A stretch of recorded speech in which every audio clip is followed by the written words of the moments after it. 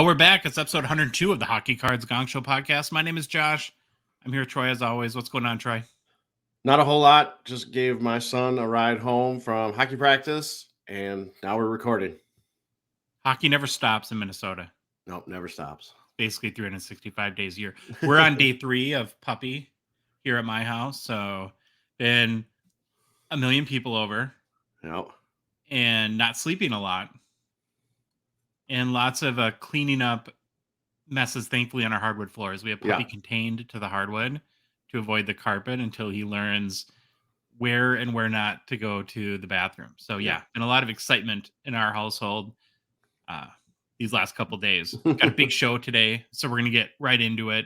First, so do want to make a mention for Gongshow partner Second String Leather Company. They're down, Troy, I think about 75 wallets left that are made, of course, from NHL goalie equipment, and they're closing them out because they're preparing for a new launch of their, I guess, next collection, which should happen later this summer. So if you go to secondstringleather.com, you can pick out your favorite wallet. And if you use the code Gongshow15, you'll save 15% on top of, Troy, the 55% that's already discounted. So that's 70% off, which is pretty ridiculous. We've had a number of friends of the show. I think my dad bought a wallet last week. I've gotten one. They're awesome. I use it every day, of course. It still looks perfect after about a month of use and could not recommend them more. The other thing that we haven't really mentioned too much to this point, Troy, is they make other stuff than just wallets. Yep. There's other leather goods. So they make like a band for your Apple Watch or whatever smartwatch that you might have.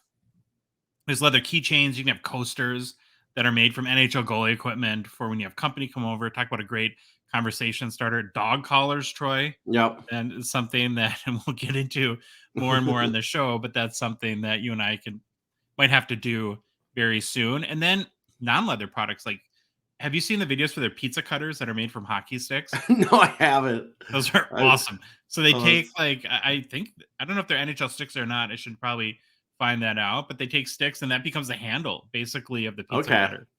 So point there is go to secondstringleather.com, check out all their products. If you use Gongshow15, not only do you save that additional 15% on the wallets, but on any of their other products as well.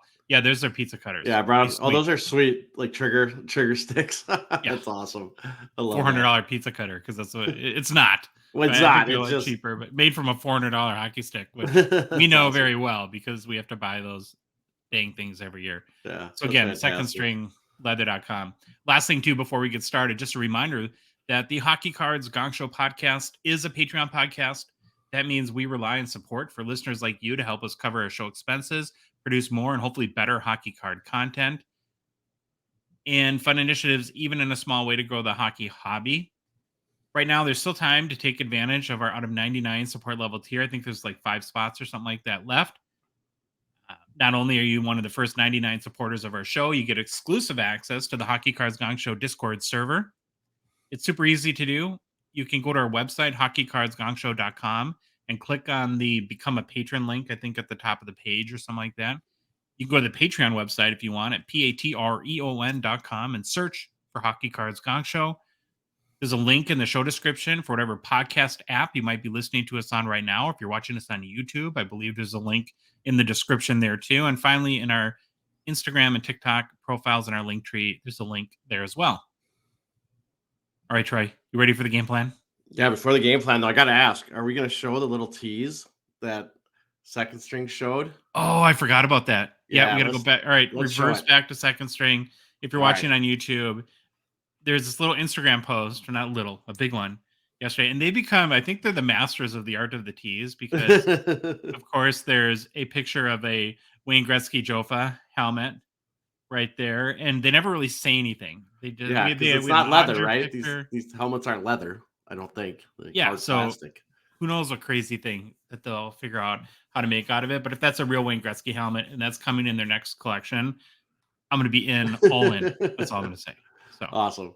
All right. I just wanted to make sure. I didn't know if you were skipping it or we just forgot to mention it. Just forgot it. All right, cool. All right. On today's show, we begin with the greatest NHL player to wear number 2. Then we continue our rundown of the current Gong Show 25. This time looking at numbers 21 through 16. Then it's off to hobby news, followed by a segment looking at some off-season selling tips. We then take a look at new product releases. We end the show with some personal pickups and our listener mailbag. All right, Josh, we are on episode 102, and we are on the greatest NHL player to wear number 2.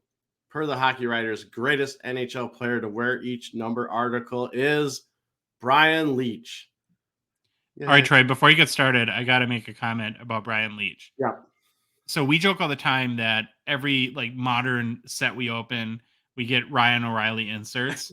Anything vintage related, I always get Brian Leetch. Are you so a Brian I'm actually Leetch really guy? excited about this because I get them all the time. I think I opened 4 boxes of SP Legends this year, and I got every which way of Brian Leetch of the all-time Future Watch. I got the autograph, which is cool. I got the acetate as well. So I can't seem to shake this guy. And like I said, I'm excited to learn about him. Yeah, you're gonna complete the whole rainbow of them in SP Legends. I didn't know what the rainbow would be, but that's funny. All right, let's get to it with Brian Leetch. Defenseman, born in Corpus Christi, Texas, but grew up in Cheshire, Connecticut. Leetch was the 9th overall pick in the 1986 NHL entry draft by the New York Rangers. Leetch played 1,205 regular season games over an 18-season NHL career. Leetch started his playing career playing 16 full seasons with the New York Rangers. This was followed by a season where he split time between the Rangers and the Maple Leafs. He then ended his career with 1 season with the Boston Bruins. I'm guessing no one remembers that. No. The Leafs and the Bruins, unless you were fans of those teams and watching them. And when he played, I don't think a lot of people remember that he didn't spend his whole career with the Rangers. Yeah, he's kind of synonymous with the Rangers. Yeah, for sure. All right, we got tons of awards and accomplishments. And these are just the ones I'm going to list out. If you went on his Wikipedia or his NHL.com profile, there's a ton. He is a Hall of Famer, 1-time Stanley Cup winner, 1-time Calder winner, which I don't know why I put 1 time because you should only be able to win at 1 time. 7-time Calder winner, which maybe Bedard will find a way to do. No kidding. Bedard will figure it out. We'll find out. He was named to the 1988-89 All-Rookie team. He's a 2-time Norris winner, 1-time Conn Smythe winner, 2-time NHL First Team All-Star selection, 3-time NHL Second Team All-Star selection, 11-time NHL All-Star Game selection. He was named to the 100 greatest players in the NHL list. His number 2 is retired by the New York Rangers. All right. Over the course of his regular season career, he had 247 goals, 781 assists for 1,028 points. He made the playoffs in 8 of his 18 NHL seasons, compiling 28 goals, 69 assists for 97 points in 95 playoff games played. Leetch has 12 seasons of 50 or more points. Of those 12 seasons, Leetch had 3 seasons of 80 or more points and 1 season of 100-plus points. Wow. Forget about that. I forgot about that. Best season of his career from a point standpoint was his 91-92 season, where Leetch had 22 goals, 80 assists for 102 points in 80 games played.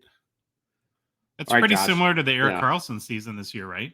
I think I mentioned Erik Karlsson coming up here in a little bit. Oh, okay. I think we're going to have a little, it might be in fun facts. I can't remember where I put it, but his name will come up.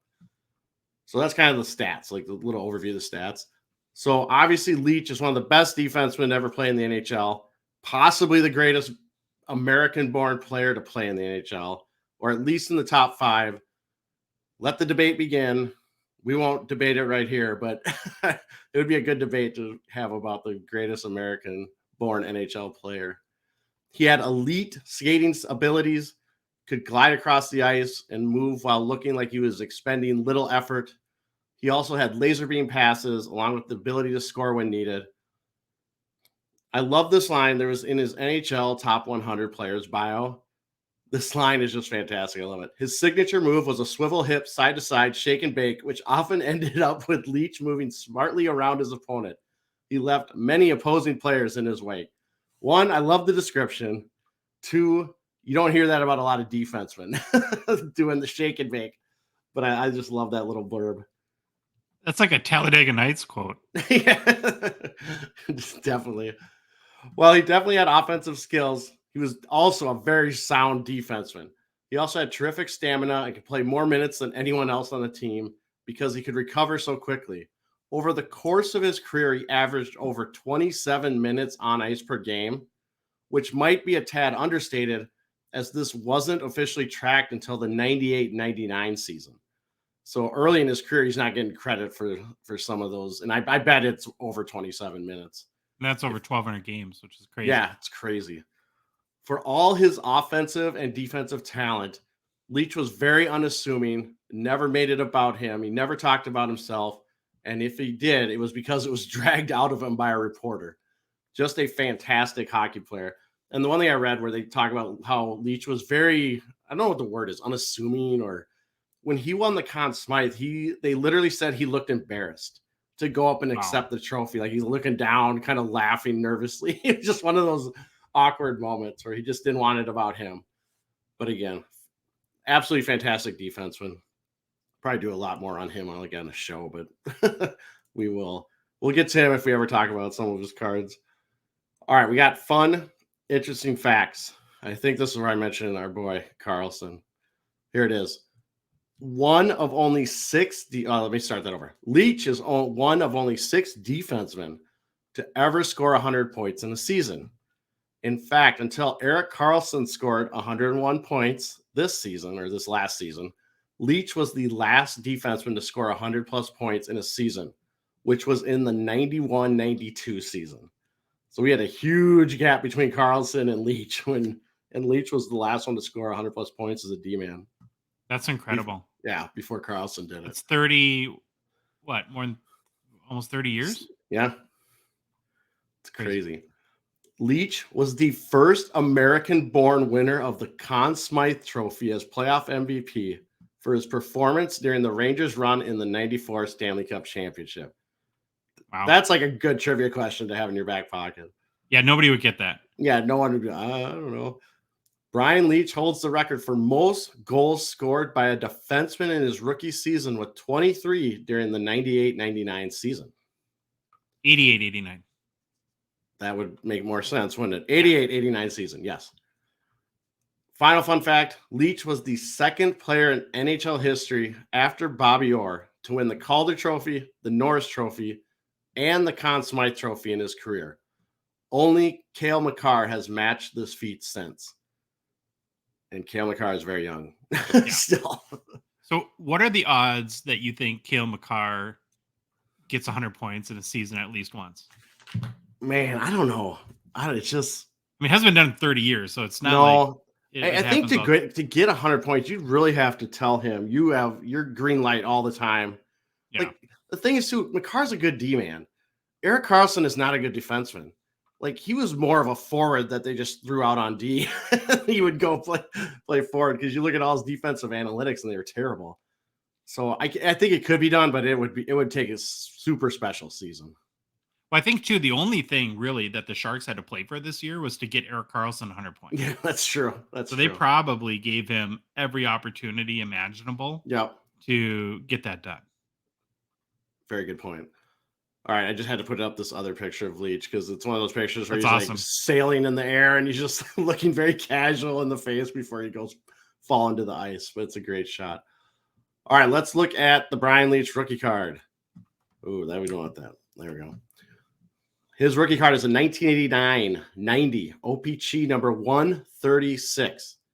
PSA 10 has a pop of 157 with a gem rate of 9.2%.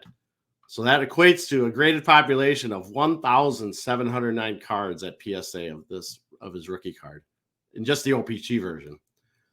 The last 3 sales of this card in July via eBay and verified through Terapeak, they've sold for approximately $184, $188, and $192.50.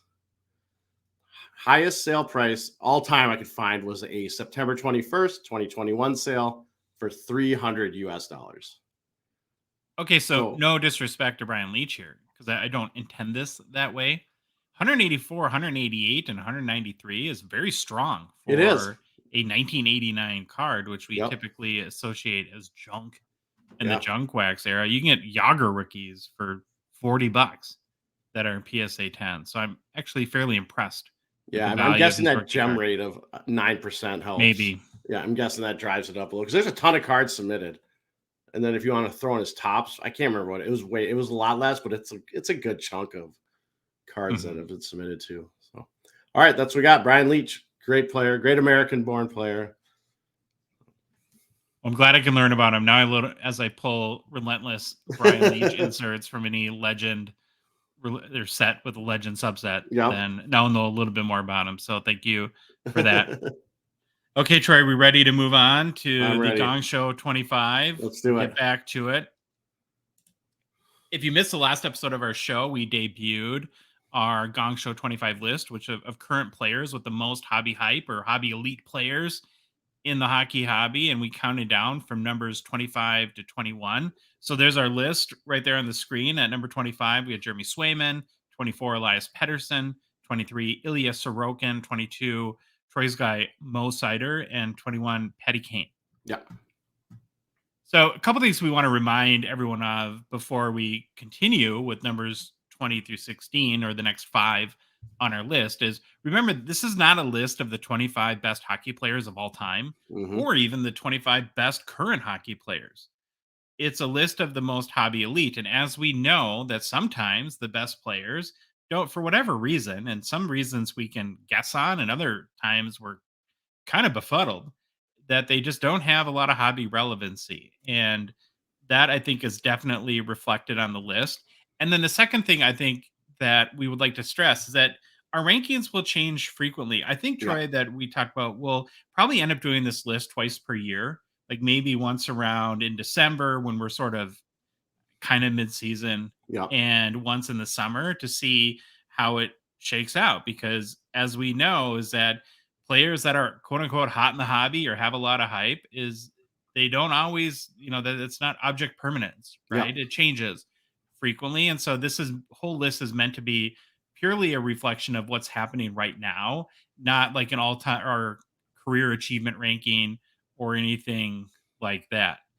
And then I think the last thing that I'll stress is that this is our list, and we're 100% sure that it was going to be a lot different than if you wrote down your list of top 25 most relevant or hockey players with the most hobby hype. And, I think that's part of the fun. List and rankings like these are great conversation starters and are fodder for friendly debates. So again, please don't be offended if we pick someone else over your guy or a player on your favorite team. But we do want you to let us know, and I guess hopefully respectfully, where you think we got it right and wrong. So message us on our socials with your thoughts as far as maybe going back to the first 5 and then the next 5, which we're going to go through today. Okay. So that brings us, Troy, to number 20 in the Gong Show 25, and that is no other than Juraj Slavkovsky. A lot of hype, of course, that comes naturally when you're the number 1 overall pick, as Slavkovsky was in the 2022 NHL entry draft. He's, of course, still very young, only 19 years old. He's originally from Slovakia. Being selected number 1, Troy, makes him the highest drafted Slovak player in the history of the NHL. So that's something he can hang his hat on and be proud of. He's a big dude, and a lot was made around that during the draft. 6'3", weighing about 240 pounds. Pretty big hockey player there. He did get off to a slow start last season with the Canadiens, but was starting to build a little momentum when his season was cut short after he was injured in January. So he went right from the draft immediately at 18 years old into the NHL. So you kind of have to factor that into his potential as well. In 39 games played during the 2020 or 2022-23 season, Slavkovsky, Troy, ended up with 10 points, 4 goals, 6 assists in those 39 games, which is a 0.26 point per game. Pretty meager production for a number 1 overall pick. Even Jack Hughes, whose rookie season was not great and had people concerned, after that was 0.34 points per game. No, he turned it around, obviously, and is one of the biggest young stars in the NHL. And so you can't read too much, I guess, into the 0.26 points per game, but it's not good. Slavkovsky's 2022-23 Young Gun PSA 10 has a pop of 192, has a 34% gem rate. Last sold for 130 US on July 20. It's down about 15% in the past month. Mm-hmm. Okay, so why he made our list at number 20? Well, when you're the number one pick and you're playing for the Montreal Canadiens and you start your first season after the NHL draft, you're going to come into the year with a lot of hype. You throw in the fact that he was a Series 2 Young Gun for this year, and we've had a number of 2022 sets already released, where even though his rookie campaign was a little bit truncated, he didn't produce a whole hell of a lot, but he, he's still going to have a lot of hype. And he is very young and should have a lot of opportunity in front of him. And you can hopefully chalk up that first season to a lot of learning. And another thing, these European guys too, they come over from a new country. And so they've got a whole bunch of culture shock to deal with too when they start their NHL career. Now, why we did not rank him higher than 20? Well, we'll start with the obvious. He had 10 points in his rookie season. There's not a lot to go on. Another kind of knock on or concern that a lot of people had with Slavkovsky going into the draft, and I would echo this as kind of part of our Gongshow rules as a concern for the hobby as well. When you look at his pedigree, meaning all of his hockey seasons before making it to the NHL, there's really not like a big junior season or European pro season that you can point to say, oh, this guy is going to be amazing. I think, I can't remember exactly what it was, but I think he really skyrocketed in the draft based on an international tournament. Yeah. Where he kind of went lights out for 5 or 6 games, but that's just not a real big sample size. And that just only makes Slavkovsky a little bit of a risk moving forward. So a lot's going to depend on how he starts next season and how much momentum he builds or loses. And when we talk about the Gongshow 25 being a current list that is subject to change, when we do this again next winter, I guess I wouldn't be shocked if he maybe moves up a little higher on the list or off the list entirely. Yeah, this is a guy that doesn't have a great season. So he's kind of a wild card at this point on the list. Any other kind of observations or thoughts you have on Slavkovsky? No, I wish he didn't get injured. Obviously, I think he was drafted there was a very small sample size. I remember reading draft previews. He was always in the top, let's say call it 10 and maybe in the top 5 sometimes. But then when that tournament hit and he skyrocketed, and then all the rumblings like the couple weeks before the draft came out, it's a big risk to take him based off a very small sample size. Now he's got a great size, all that stuff. They must have seen something that they really liked. But like you said, this guy could be not even on the list next time. But it'll be interesting to see how he recovers from his injury too. Now he's got, and that's the thing too. He's always got that injury nag now, or that's in his history. Yeah. A couple of the notable hobby stats on Slavkovsky. So according to Card Ladder Troy, their sales history, 2,054 Slavkovsky cards have sold to date. 4 of them have sold for more than $1,000 US, 15 for more than $500. I don't think these numbers are terrible, given he produced, again, 10 points and relatively small amount of times his cards have been in sets. I mean, there's only been a handful of the 2022 releases to this point. The biggest sale to date is $1,802 US for a Young Guns Clear Cut exclusives. Rest in peace to that card, because that's gone as of Series 1. And that was sold on April 30th. So number 20 on our list is Juraj Slavkovsky. That brings us to number 19, who is no other than Timmy Stützle. Troy, he might be number 19 on our list, but he's number 1 in my heart right now for young, emerging talent and potential hobby startup. So if Josh's list, he would be a lot higher, but I had to be objective, or as objective as I possibly can. Stützle is the 21-year-old, 6 foot, 190-pound forward for your Ottawa Senators, Troy. He originally hails from Viersen, Germany, part of a very strong German contingent of young prospects making waves in the NHL. And he's the second German player so far on the Gongshow 25, joining Mo Seider, who was number whatever we said. And already like 23 or something like that, 22, something like that. Stützle was taken number 3 overall in the 2020 NHL entry draft, just behind Alexis Lafreniere and Quentin Byfield. So sometimes, Troy, it's nice to pick third and have the right guy fall straight in your lap. Yeah. In each of his 3 seasons, Stützle's goals and assists and points have increased. Last season at age 20, he scored 39 goals, added 51 assists for 90 points at age 20, Troy. That's pretty incredible. His 2020 Young Gun PSA 10 pop 2,284 has a 61% gem rate. That's sold for 145 US on July 22. Nope. Roughly flat over the last month or so. Okay, let's talk about why he made our list at number 19. If you combine his age, production, and he's on a pretty young and exciting team, all the stars seem to be lining up for Stützle. Yeah. If he can nudge up his production, even that little next step next season and cross the 40 goal or 100-point threshold, he could be one of the guys who we're looking at potentially for a hobby breakthrough moment, like that J-Rob surge or Tage Thompson surge we saw in December. I think he's primed and it's right there for him. If we look at why we didn't rank him a little bit higher, he's still under the radar a little bit. Yep. As far as, young potential superstars go. And it makes you wonder, I don't know what the answer is. We'd have to ask maybe some Ottawa super fans if there's something about his game or his personality that's maybe holding back where he doesn't have that it factor. Because I'll contend, Troy, if you put a 21-year-old that scores 39 goals and has 90 points on the Toronto Maple Leafs, is the hobby just not going bananas at that point?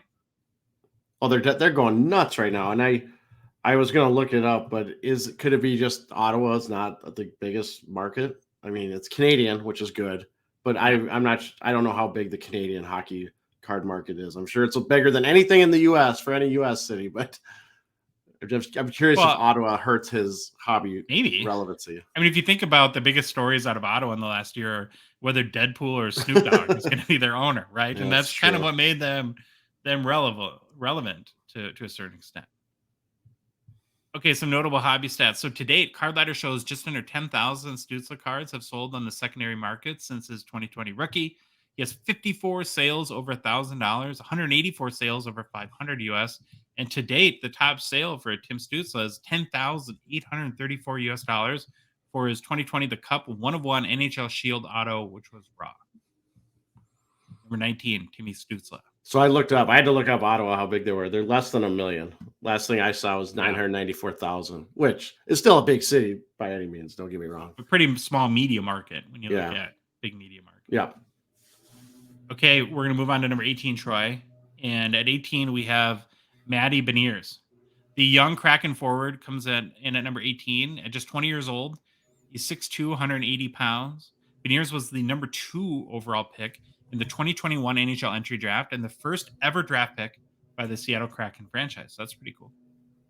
After the draft, Beniers returned to the University of Michigan for sophomore season in 2021, where he put up 20 goals, 23 assists for 43 points in 37 games played. After the college season ended, Beniers made his Kraken debut and was impressive, scoring 3 goals, adding 6 assists for 9 points in 10 games at the end of the 2021-22 season. So, of course, that created a lot of hype for Beniers entering last season, and he largely delivered, Troy, scoring 24 goals, adding 33 assists for 57 points in 80 games played, which was good enough to earn him last season's Calder as the NHL's top rookie. Beniers is a 2022-23 young gun. His PSA 10 popped 892 already, 32% gem rate. Last sold for 152 US. Again, another guy who's young gun's about flat over the last month or two. Okay, so Beniers, why he made the list at number 18. So far, I think he's proven with the hype and expectations that he can produce at the NHL level. By far, he's the biggest rookie chase, I think, in the 2022-23 hockey card sets. He's got a chance to be the first face, I think, of the Kraken franchise, which is already showing promise after winning a playoff round in only their second NHL season. But it's funny that the Wildcats seem to get out of the first round ever tried. Yeah. Teams in years too, Ken. Well, think about it too. Wild have been around, good chunk since 2000, 20-some years. Can't even get to the cup, and teams that are 4 years old can win the cup. It's just crazy. You must have an affinity for teams that can't get out of the first round if if you adopted the Maple Leafs as your Yep. Canadian team, Yep. even though they did this year, of course. Yeah. Okay, why we didn't rank him higher? Well, after a good start, his rookie season, I guess, wasn't that amazing. I think when we checked a number of episodes ago for like goals and points, he was somewhere in like the 150 range when you look at the best rookie Yeah. seasons. So I guess different times at different eras. Timu Salami scoring Yeah. 76 goals in a year, so it's hard to compare all that. But historically, not like the greatest rookie season ever. And I think too, Troy, when you look at going back to his pedigree, when you look at his college career and even when he played before that, he's always been a point producer, but he's not necessarily a massive goal scorer. Mm-hmm. Which, if that holds true throughout his career, that could limit somewhat his hobby upside. As we know, the hobby gives the biggest preferential treatment and the biggest hype to the guys that pump in a lot of goals. Any other notes on Beniers that you want to add? No, I think you hit it kind of on the head. He's like that middling player to me, where I know he won the Rookie of the Year, great season, but it didn't seem that great. And I was kind of looking at the other players on the list, and Owen Power was third, Skinner was second in the voting. Just seemed kind of like I don't know, just didn't seem like that exciting of a year, but definitely shows some promise. Still I young, just, so we'll see. yeah, still young. Want to see more, but I definitely think he deserves on this list for sure. Okay, looking at some of his hobby stats, according to Card Ladder, there's been 6,437 Beniers cards sold to date on the secondary market. That's kind of wild. So that's like 3 times of Slavkovsky. 18 have sold for more than $1,000 US. 79 have sold for more than 500 US. And biggest sale to date, Troy, is a 2022 Artifacts dual rookie patch auto black 101 raw that sold for $2,514 on June 19th. Which brings us to number 17 on our Gong Show 25 list, and that is Mitch Marner, who's a 26-year-old winger for Troy's favorite Canadian team, the Toronto There we Maple go. Leafs. He was the number 4 overall selection in the 2015 NHL entry draft and just finished his 7th full season in the NHL, which was his best points-wise, where he scored 30 goals, added 69 assists for 99 points. Very unfortunate. Couldn't get that last point. Was the second best season for goals scored, as he had scored 35 the year prior. So in 507 career games, he has 168 goals, 386 assists for 554 points. So Troy, that is 0.33 goals per game and 1.09 points per game. This past season, he also helped the Maple Leafs get to the second round of the playoffs for the first time in like forever, where he added 3 playoff goals and 11 assists for 14 points in 11 games played. And Marner is a 2016 Young Gun. His PSA 10 popped 1,263, has a 61% gem rate. Last sold for $265 US, which is down about 25% in the past month. So here's why he made our list at number 17. He's a dynamic point producer on one of the most important and visible NHL teams. I'm assuming it's the biggest hockey market in the world, right? Toronto. Yeah, Toronto, And Montreal, one of them. yeah, he's also still relatively young at 26 and should just be hitting his prime and have a number of seasons left where he'll produce, you would assume, at a high level. As far as why we didn't rank him higher, as we've talked about a lot on our show Yeah. to this point, it's hard for any team to have one hobby star, let alone 2. And Marner's definitely Robin to Austin Matthews' Batman.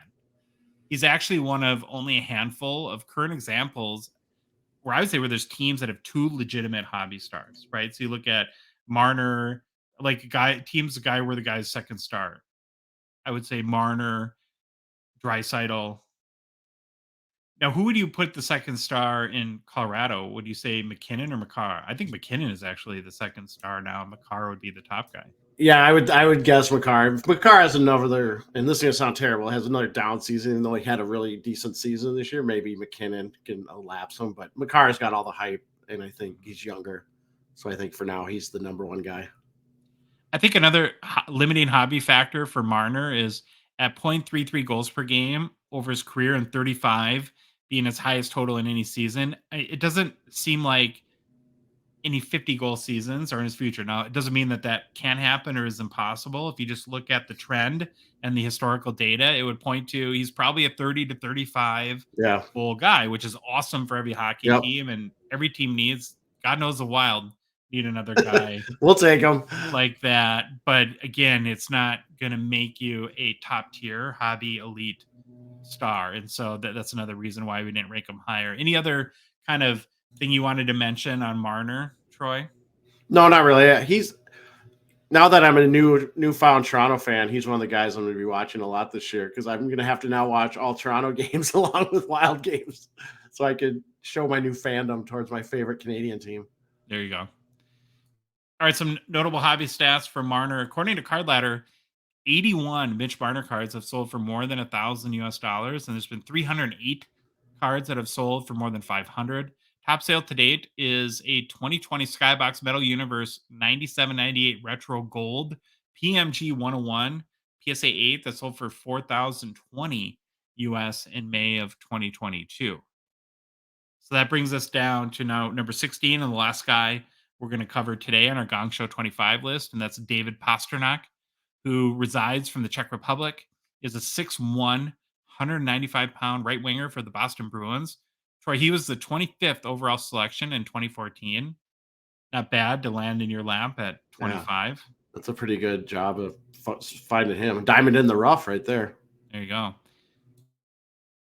He just completed his best season of his NHL career, where he had 61 goals, 52 assists for 113 points in 82 games played. So his 61 goals in 2022-23 ties him, Troy, with Phil Esposito, Mike Bossy, and Reggie Leach for the 17th most goals in a season in NHL history. Not too bad. Yeah, that's pretty good. Over his 9-year career, he has put up 301 goals, 316 assists for 617 points in 592 games played. So that's a .51 goals per game average and a 1.04 points per game average. To me, those are NHL superstar numbers right there. Pastrnak is a 2014 young gun. His PSA 10 pop only 178, has a 42% gem rate. Last sold for $998 on June 7th. Do you think that the print runs or the that Upper Deck just didn't produce a lot in 2014, or it's crazy that his pop is only 178? Yeah, I'm guessing we've kind of heard that they didn't print cards like they did the last couple of years, which makes sense. And it's just kind of what was the big catalyst for the hobby back then. There wasn't really not much going on. This pandemic drove a lot of stuff, but we've heard like early 2000s to the 2015, 16, there wasn't that much produced. Nothing like it is today. Be interesting to talk to someone because I wonder if there's parallels to today where in 2014 it was the year before McDavid, and it has kind of felt like to me, and I don't think we've talked about this on the show to this point, that a little bit of this year has just been the year before Bedard. Yeah, it's true. We're just kind of all sort of waiting, right, for him to come. Okay, so why he made our list at number 16? Well, let's start with 61 goals and 113 points is no joke. And if you didn't think so already, I think this past season solidified Pasta as an elite NHL player. He plays in an original 6 market in Boston, which of course has a big fan base and a big collecting base. This team is good, although they had a really disappointing first round exit this year to Florida. They should be good again and have a chance to be in the mix for the Stanley Cup in 2023-24. So why we didn't rank him higher? This surprised me a little bit, and I had to look this up twice. He has not won a Stanley Cup. You think a guy who's been in Boston as long as he had would have found a way to win a cup? And I don't know, maybe that holds him back a little bit. He also doesn't have like a ton of other major awards. He did win the Rocket Richard in 2020. That's probably the only real besides the All-Star, the first team All-Stars he's been named to. Those, like, we kind of joke about him, but that's it. Richard and that. And he seemed to me really in earnest over the last year and a half that we've been digging into the hobby, that he's probably the best example I can point to of a guy who, for whatever reason, just doesn't have that hobby hype that he should. You know, we kind of have reference Stamkos a lot too. But I think Pasta's been better, especially in the last couple of years. He doesn't have the Stanley Cups that Stamkos has, but it's a little inexplicable as to why there isn't more of a hobby chase for this guy. Yeah, I agree 100%. I just wanted to look at his game log real quick to see, like, did he have a really slow start to the season? No, he just had 4 points opening night, and he was consistent all. I mean, I don't see any real big slumps of no points. Like, he was just producing and producing all year. It's crazy. Some people point to that there wasn't. I know he wasn't he wouldn't sign, so there's not a lot of rookie autos. But I almost look at that as not a reason why his market would be suppressed. You would think that that would make his market even bigger. I mean, imagine if Connor McDavid only signed like 20 cards his first year. Those cards would go for crazy money. Yeah, right. Agree. Okay, some notable hobby stats on Pastrnak. He has 98 sales to date of more than $1,000 per card ladder. 315 cards have sold for more than 500 US. Biggest sale to date is a 2014 Upper Deck Premier RPA Gold out of 10, graded by FGC with a 9 grade, 10 auto grades, sold for 4,114 US this past March. It's crazy that Pasta's biggest sale ever is in an FGC slab. No disrespect to them. I don't mean that, but it's just not. It kind of makes you scratch your head a little bit. You're like, huh? Well, I was reading that. I was like, did you mean SG? I've heard of FGC. I've heard of them. You don't see a lot of them. Yeah, you don't see a lot of their slabs come through on record sales stuff.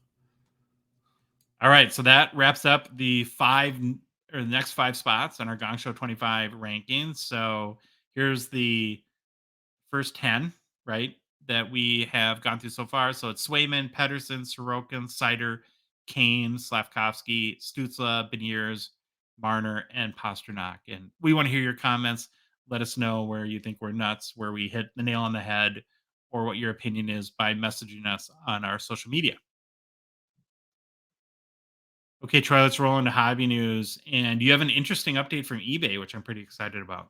I do. So eBay, I guess they must listen to our show. That's what I'm figuring. eBay listens to our show and all our gripes about listing cards on eBay. And while I don't think we ever really addressed the announcement they came out with directly, I put about 1% credit for it because I'm pretty sure we're the catalyst for this. So any company that's a good company listens to the Gongshow. Yeah, only the best listen does. eBay announced they are revamping the way trading cards are listed on their platform. And this story, I actually got it from Sports Collectors Daily is where I saw it. So I put if you're on the YouTube, you can see I got the story up there. You can't read it, but it's up. That's where I got it if you want to go see it. So what we got how the cards are listed. They're changing. No longer will cards be listed as new or used, which always was weird and never made that much sense to me. They are now requiring that cards be listed as graded or ungraded. I can kind of get behind that. That makes sense. Yep. That's pretty common. If the card is graded, eBay will require the seller to add the grader and the numerical grade. Perfectly logical. While also recommending the seller add the certification number. If the card is listed as ungraded, the seller must select the appropriate card condition that best fits the state of the card from a list. And on eBay's site, they give guidance. Here's all the conditions you can list, and here's some stuff that would match that condition. So they do give some guidance on that. Again, is the top selection on that list Gem Mint Easy PSA 10 with 6 and then creased bent in half. No, I don't know. We'll look at it. We could actually look it up. I have it on the next thing. So the new listing policy applies to trading card singles in the sports card category and non-sports trading card category. Also apply to the CCG individual cards and the collectible card game category. So those are like your Magics, your Pokemons, all that.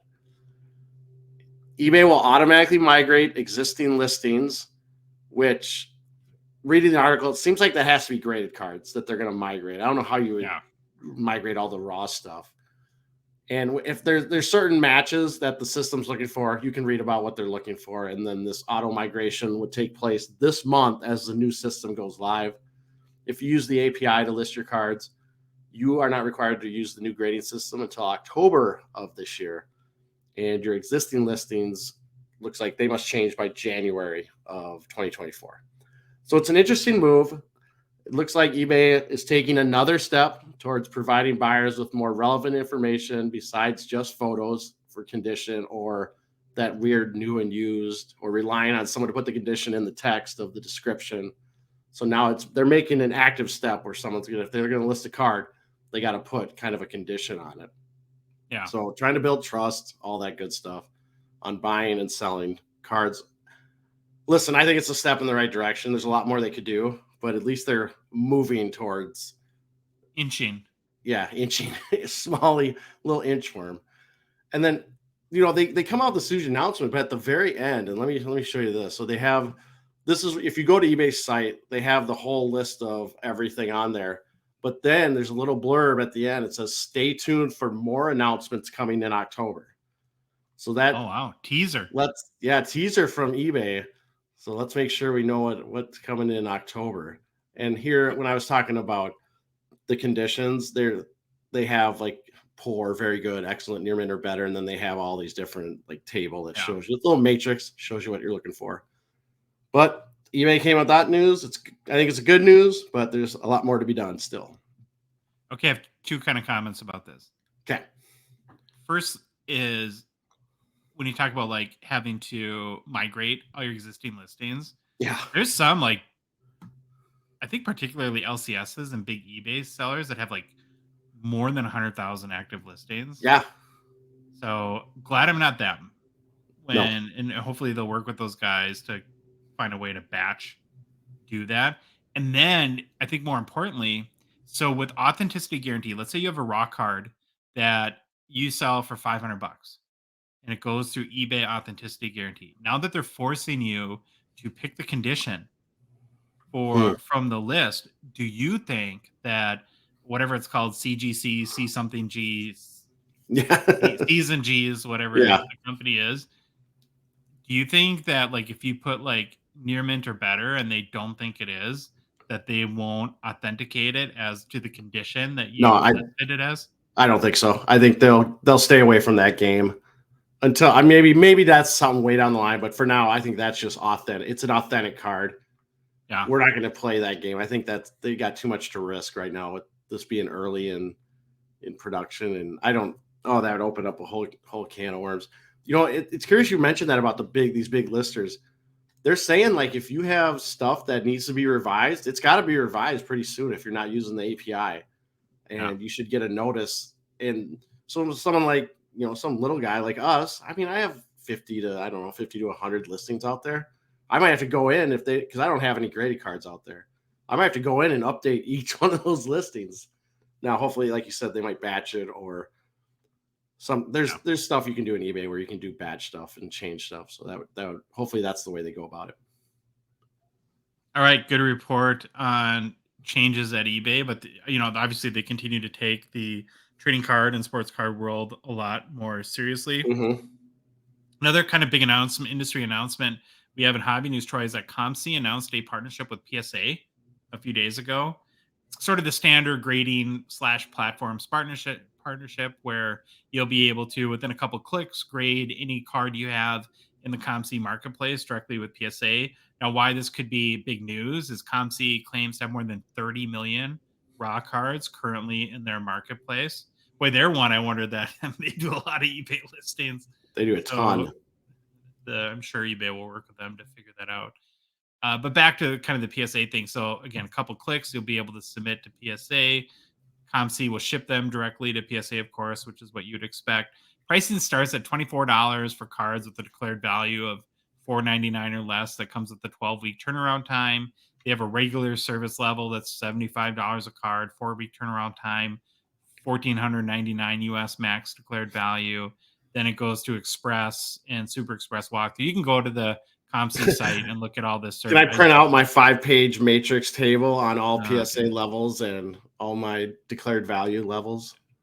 The funny one still is they still have like their biggest tier service.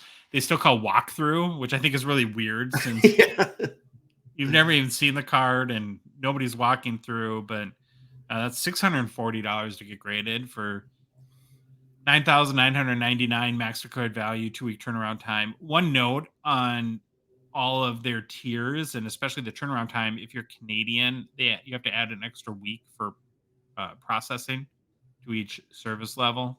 So if you have a card over that, if you have a $10,000 card, what's the deal? You can't submit it, I guess, to PSA through COMC. Is that I'm sure you just have to work with them directly or something like that. I fly have no out there? idea. First guy to get the Bedard, what Young Guns Yeah. 101 standing in line at the first guy, the only guy would get that. There's also service levels for dual services cards, so cards where you want an auto graded as well as card graded that are on the COMC. The scale and all the service levels are on the COMC website as well. One kind of note though, and this does make sense, but I don't know how some people feel about it. So if you do use COMC to grade your cards at PSA, they're not going to be shipped to you after graded. They're going back to COMC. So then I think if you wanted to get them from COMC, you'd have to ship them to you. And I'm sure that that's something COMC wanted because they want you to sell your cards on their platform. So strategically, I would probably make that same choice as my partnership agreement with PSA as well. And it was interesting too because COMC is a big marketplace and the whole ePack integration is part of what they do. But they did specifically mention, Troy, in their announcement or overview. There was a full bullet point on the fact that you can submit cards pulled from ePack that are transferred to COMC directly now to PSA. So I thought that was interesting to have that little ePack reference there. Overall, though, seems like a smart move by both COMC and PSA. Don't you think? Yeah, I think it's a very smart move. It would be very interesting though, because you're going to be submitting cards that all you see is the scan, right? So you open, say you open ePack cards, then you look at all the scans, then you send them to COMC, and you're going to have to rely on those scans for what you want to put out or send to PSA. I think that's very interesting. I don't know if I wouldn't trust myself, but I'm sure there's some people, or if it's a big enough card, you just send it no matter what. Well, I think there's a lot of people that assume if a card comes from COMC, it hasn't been packed, it hasn't been shipped and banged around in boxes, hasn't been opened and fumbled and jammed into a top loader, that there's going to be a higher gem rate. I don't think that's the case. So we bought the box of Fleer Ultra on ePack, and we had like 11 of the hits sent to us, and our biggest cards were kind of beat up. I would guess, and I'm just really going off of memory here, but if we had 11 cards sent to us, maybe 3 would have a chance at a PSA 10.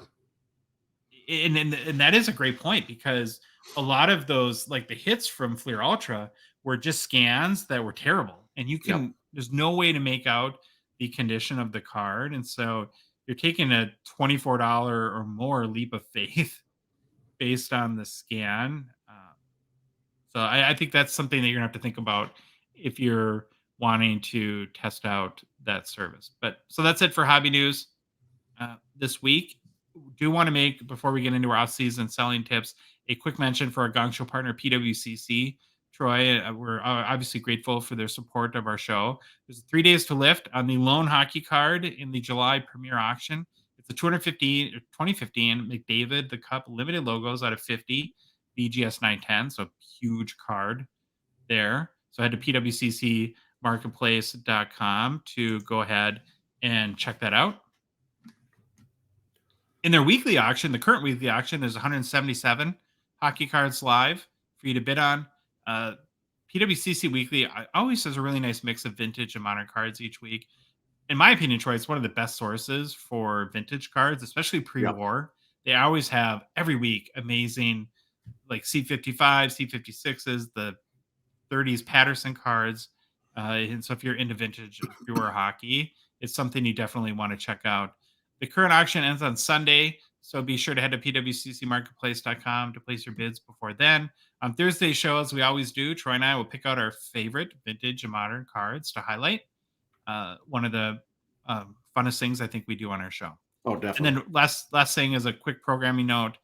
There will be no PWCC Weekly Hockey Auction Show again this Sunday night on Jeremy Lee Sports Card Live. So, boy, Troy, 2 nights, Sundays in a row, you can't watch me make an idiot of myself on Jeremy's YouTube channel.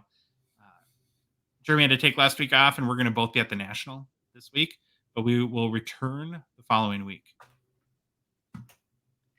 Okay. So it's the off season. It's the off season. And it's been a little crazy so far. I think the market's been a little bit better than maybe we thought in some cases, but in general, not the greatest time to sell hockey cards. In fact, I guess if you're theoretically looking at it, it's probably the worst time to sell your cards. And so, I guess if you're looking at off-season selling tips, I'm going to give Troy our best tip right out of the bat. We'll just cut to the chase. The best strategy for selling in the off-season is probably not to. Right? Yeah, I've struggled with this. Actually, this off-season, I went through my cards a lot, and I've been looking at them, and I'm like, oh, I should probably sell this one. But then I'm like, nope, I should wait till the season starts before I start listing anything. So I've even had to take a step back. But hey, there are people that want to sell, and if you want to sell, this is the segment for you. You got to make, hay, and so we get that. But and I guess to say like where the best tip is not to sell, and that's really if you are able to do so. We're about 10 weeks away from like the peak selling season, right? The two best times are right before the playoffs and right before the season starts. So 10 weeks puts us at the early October when the market's going to be going nuts, but our mania will be kicking up into full effect. And so, like I said, if possible, wait for that. But if you can't or don't want to, well, we get it. That people need to buy hockey cards in the summer too. So grateful for every seller that does take that gamble. And so with that in mind, we wanted to give some tips that we thought can help everyone be more successful in their off-season hockey card selling adventures. So right now you can see on our screen, if you're watching on YouTube, tip 1 is look for the trends, right?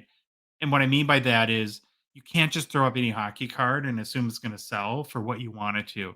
You have to take a little bit more time, do a little bit more research, find the players that are selling well today or the cards that are selling well. Maybe it's a card style like Seismic Gold, or it's a rookie who's like one of the 2021 or 2022 guys that where sets are coming out, right? So we had OPG Platinum come out in the middle of summer. So that's going to prop up the Cole Caulfield market a little bit. You got to find cases like that where a guy like we looked at in our Gong Show 25, like Mitch Marner, there's not a lot of juice right now pumping up the Mitch Marner market. And so it's going to be a tougher road to go trying to sell his cards. And I kind of equate all this to one of my, favorite but very common analogies is, don't try to shove square peg into round hole and expect that everything is going to work out peachy for you if you're trying to sell a card that has no momentum around that card or that player. Okay, that brings us to off-season selling tip number 2. I think it's super important to have realistic expectations. If you're expecting a record sale for your Jack Hughes Young Gun PSA 10, now is probably not the time to sell it. 10 weeks from now, it could happen, right? As the hype and hoopla builds for next season. And so as part of that, where a lot of us, I think, are trained just to look at the last sale from a comp, I think this time of year, it's more important to find that trend, right? Look at the last, if it's a highly sold or, more like a commodity card, like a Young Guns, it's not like out of 5 that rarely sells. Try to look at the last 3 to 5 comps if they're within a month or 2 period and look at the trend line, right? If you look at, well, geez, it seems to be going down 10% every time it sells over the last month. Well, I think now you know what to expect. So you can't just be solely reliant on that last comp. It's probably good advice for any time you're selling a card, frankly. But I think right now it especially holds true. And I think that looking at that trend will help you understand, I guess, what to expect, especially if you're auctioning the card, right? If you want to buy it now, then price it realistically. Don't price it as night before the season starts pricing and expect it to sell. Now you can throw it up there if you want to do that, Troy. Yeah. But but then your expectation is, well, this probably won't sell for 10 weeks or more.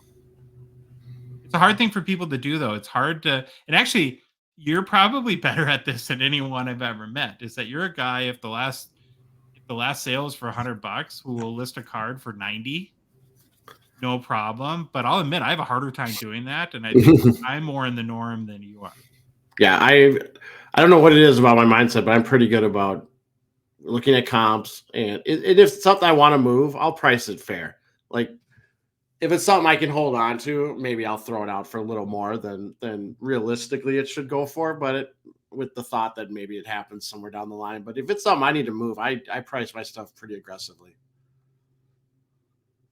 All right, that brings us to tip number 3. And to me, this is a really important one this time of year. It's don't take any shortcuts in your listing because it's going to cost you sales. Yeah. I'll just go through a bunch of these almost like pet peeve things of mine. If you don't know the exact name of the card, take the 2 minutes, Google the checklist on Beckett or Cardboard Connections website and find out what it is. Right. We just did a record sale today for OPG paper, not platinum. The gold rainbow 101 Matty Beniers marquee rookie. I can't remember exactly how it was listed, but it was like, I think they listed it as OPG platinum #1 because they just probably assumed that. Yep. And a lot of some of those, you'll find like half of the information is in a listing. Take the time, give people a full description of what the card is, because it's going to make your card more findable, right? That title is how search engines enable people to find your card. Yeah, I will throw this into a lot of times you get in trouble if you copy another listing and don't go through the listing. I have no problem. I copy all my listings. Like I'll go find one that's for sale and they'll have like sell one like this. And you can click on that button. It copies all the stuff in. But again, you got to go through each thing that it copied in to make sure it's right. Because guess what happened? Then I've had it where, you pull in and almost everything's wrong. It's just people have been copying. And now the whole thing's a mess. They have the wrong player, the wrong team, and it's crazy. The description might be right, but everything else, which eBay also uses to help you search, or if someone's going through all the filters and filling out stuff to search for a card, you might have the wrong stuff in there. So just remember that if you copy a listing, make sure it's all right.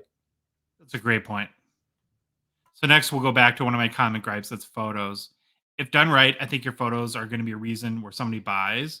And if done poorly, where you can't see the front, the back, the edges, it's dark, it's light on the top half and dark on the bottom half of the card. You can't see the corners clearly. You don't bother to take a picture of the back of a card you're trying to sell for $1,200 or something like that. You're going to chase prospective buyers away. In marketing, we talk a lot about crossing the chasm, right? It's getting people into the buying zone where there's interest, there's intent, but there's something that has to get people over the buying, over that chasm into that buying zone. And being that, the internet is largely a visual medium, it's really the only representation people have of what they're buying. The quality that you have in images is either going to bring people closer to that sale or push people away. And so many people don't get this. They're just so lazy about it. I will say this. We have a Discord user, Philadelphia Flyogram, who bought a light box and posted his pictures that he took with it. Holy cow. These things look fantastic. And it was probably, I'm guessing, a cheap light box, but these pictures are some of the best I've ever seen. So it does help. And if I saw this on a listing, holy cow. I mean, the cards really stand out on ones he just sent as examples of how it looks now. Next one, and sort of my, again, common sense, don't take any shortcuts, is time your, if you're doing auctions, time them to end at peak buying times. Something like, everyone's got their own little theory, but I'm sort of a Sunday evening, 9 p.m. guy. Somebody might argue Friday night is better, Thursday night, or whatever, right? But long story short, those are all logical buying times. Don't end your auction at Tuesday morning at 3:45 a.m. Cole Caulfield, Golden Treasure, or whatever it was. Yeah. What was it? Oh, that's what it was. Yeah. So that's number 3. Don't take any shortcuts on your listings. Okay. Tip number 4, Troy. Promote your listings. What I mean here is don't just count on eBay or the auction house to do all the work. A lot of people in this hobby have built up a social media presence. Promote your listing. Use Instagram stories where you can link to the auction to get more eyeballs. right? It's the off season. People are distracted. They're not locked into hockey 24 hours a day. And sometimes you might have a very special card that you're trying to Yep. sell that you could get a lot more bidders on in your auction, or maybe find that buyer that's willing to pay the premium if they just know that the sale is there. And so it doesn't take long. You can do it in about 2 minutes to take a picture of your card, say, hey, I'm putting this special card up for sale. Here it is on eBay or my card post or PWCC, wherever it is, and send a link to it. And if you have 500 followers, you might get 200 eyeballs, additional eyeballs on that listing, and that could really help you make the sale. I don't think enough people do this, whether it's the off season or the peak season. Is they just assume, well, I'm listed on eBay and I'm going to leave it up to them. eBay doesn't care. They Yeah. have with all their listings, not just sports cards, but millions of listings at once. They don't care about your specific card. Yeah, and I would say too, if you are comfortable with selling, you could even put it out on your social media like a week before you're actually going to list it to see if you can get a buyer that way and get rid of the eBay fees. Now, I'll be the first to admit I'm very cautious and about that stuff. But if if you take the right precautions, do the PayPal goods and services, or you can use a middleman. There's services that do that, and you want to sell it that way. Put it out on social media, but also if you do put it on eBay, put it out there. Like I click on tons of links that people put out there for cards because they Oh look yeah. like cool cards, and I want to go see them. And even if I don't like bid on it, I still want to see them and see what the listing looks like. Well, and actually, I just thought of this because you and I do this for each other all the time. If it's not even if I see it, or in many cases, Yeah. whether like if if I see somebody that is promoting a story of their eBay listing to a Pecorine auto, Yep. I go, ooh, Troy would like this. And I send the link to Troy. Yep. So it doesn't have to be that you're just reaching someone that might be interested in that card. We all know people, we have friends in the hobby, we know what they collect. And again, I think it's very underutilized is actively promoting your own listings. Okay, we're gonna move on to our last tip, which I just put go the extra mile for your customers. So unless cards are being sold like they are in the off season, it becomes more competitive for sellers to drive volume and to keep those cards moving. A couple ways that I think you can do this are take care in the presentation and packaging for the cards you sell. Make it look like you put care into how the cards were shipped, and because that creates a first impression when somebody's getting their new cards that you've done the work to make sure that it gets to the buyer safely. Ship promptly. That's a huge one for me. Ship as soon as you can, right? Overwhelm or wait, what's the word? Or expectation, right? Over deliver on Yeah. shipping is, when you get those messages from buyers like, wow, this came fast, right? What I don't think you realize is say, well, the card's already sold. How's it going to help me sell more? Well, if you have a whole bunch of YouTube listings or an eBay store, or not YouTube, but eBay listings or an eBay store or my card post or some of these other selling sites, right? When people have a good experience, they're going to Yep. look to you to say, well, what else does this guy have? Because the card came to me where it had great photos, it was described properly, it was packaged well, it came to me lightning fast. This is someone I like doing business with. I'm going to see what else they have to see if they have other cards that I'm interested in. Uh, and so it just kind of goes back to skipping steps or taking shortcuts. If you go that extra mile, you treat your customers well, you add a little note, you follow up with them to make sure everything happened, it's only going to help you get more business. Yeah, I'll second that. I've had a lot of buyers reach out to me and like thank me for the shipping that I've done. And I'll say this, we're lucky in the US. As much as we want to complain about our postal service, the USPS is pretty good about getting stuff out and quick. Where I've sent stuff to Florida and it's got there in 2 days. And I didn't do it next day, or it was eBay standard envelope. So Yeah. if you can kind of show that and get that mailed out right away after the sale, I think it helps a lot. And people notice. People do notice. Any other tips, Troy, that maybe I failed to mention that would be good for people to know trying to sell some of their hockey cards right now? No, I think we hit the big ones. Just follow these, you'll be okay. And if you can wait, wait. But if you can't, then use this as a guideline. 10 short weeks, people, and we're rocking and rolling. Then we're Can't back wait at for it. that. Okay, Troy, we're going to move on to new product releases. And it's funny, this segment sometimes when we're preparing our show it seems like it's always hit or miss. Like some weeks Yeah. or shows, it's like, what are we possibly going to talk about? Should we skip it? And sometimes we do skip it Yeah. because there's nothing going on. And then there's other times where in the span of 3 days, it's like we could do our whole show on new product releases. And Yeah. this is one of those times because there is a lot going on right now and something I am very excited about because I've been waiting for this set to come for a long time. The 2021-22 credentials checklist is out. You are our checklist sleuth. I'm like the last person that should do credentials because I don't get excited for credentials like you do, but you're the Sherlock Holmes of checklists. So you've filed yet another report that we're going to sit back and kind of listen to your overview right now. Well, I will tell you, the more I read these, the more confusing I get. It's funny because they release it, and then you'll have Beckett take their shot at it. Cardboard Connection does their little write up. Sometimes they match. Sometimes it seems like it's a complete. No one knows what's going on. But we'll try to figure this out. So we got 21-22 credentials. It's back. So credentials, it's kind of funny, made its debut as a 1920 set before being skipped in the 2021 calendar. And while it was technically skipped, the 21-22 release, I don't know if this is the right word. This is what I was calling it. It's kind of a dual release, as it's going to include a bunch of 2020-21 update cards. So we're going to have... By a bunch, you mean like a lot. Like a lot. Like, what did I say?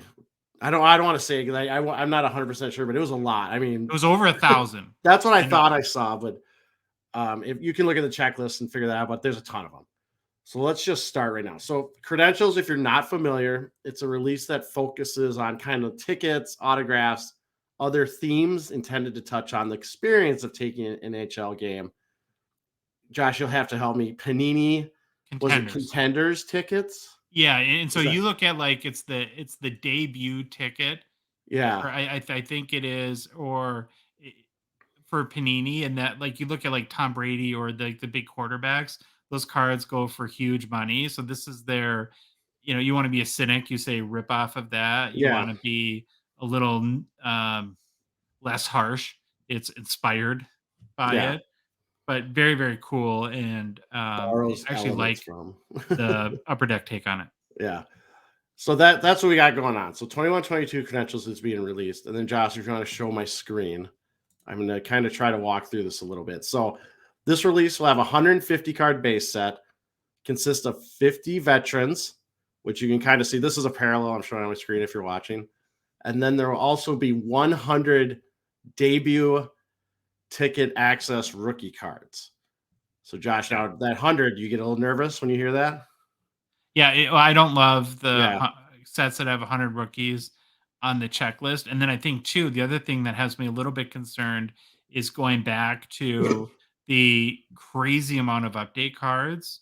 Yeah. And so I think it's going to be impossible to predict what the heck you're going to pull out of this from rookies because, and you said, too, it's not only 2020 where they did not produce. So, I mean, I guess could be seen as a plus or minus, right? Because you could get some Stützle or Kaprizov or some of the other J-Rob, some of the other big 2020 rookies. But, who knows what's in like the 2019 update cards if they're maybe like a Shesterkin or someone that or guys we've never heard of too. I just don't know.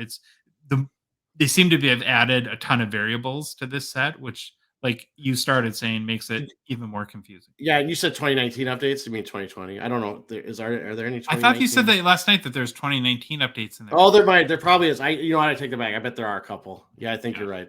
Maybe not a ton, but a couple. Yeah. So we got the base. We got 50 veterans, and then we got 100 debut ticket access rookie cards. This checklist is going to make me go tongue tied. So the debut ticket access rookie cards come in four rarity subsets. Those will be numbered to $9.99, $7.99, $5.99, or $2.99, depending on the level. The base, veteran, and debut ticket access rookie cards are going to have a ton of parallels. Now, the veterans and the debut ticket access rookie cards, there are parallels shared between them. So they'll each have a yellow, red, orange, blue, pink, green, purple, gold, black. That's a lot. Every color that exists. Every color in the rainbow. Veterans will also have an additional teal and indigo And then I put also neon green parallels with purples being hobby only. Okay. And the big ones will be the autos, so it'll be the Yep. debut. Now, I just gotta ask you because it's on the screen. So this is a Swayman debut ticket access guide. Now, Yep. does this do anything for you? Do you like the look and feel that? Because I really like it, but I imagine it's sort of some people love it, some people not so It much. doesn't. I've Okay. never liked the ticket cards. I don't know why. Just not my thing.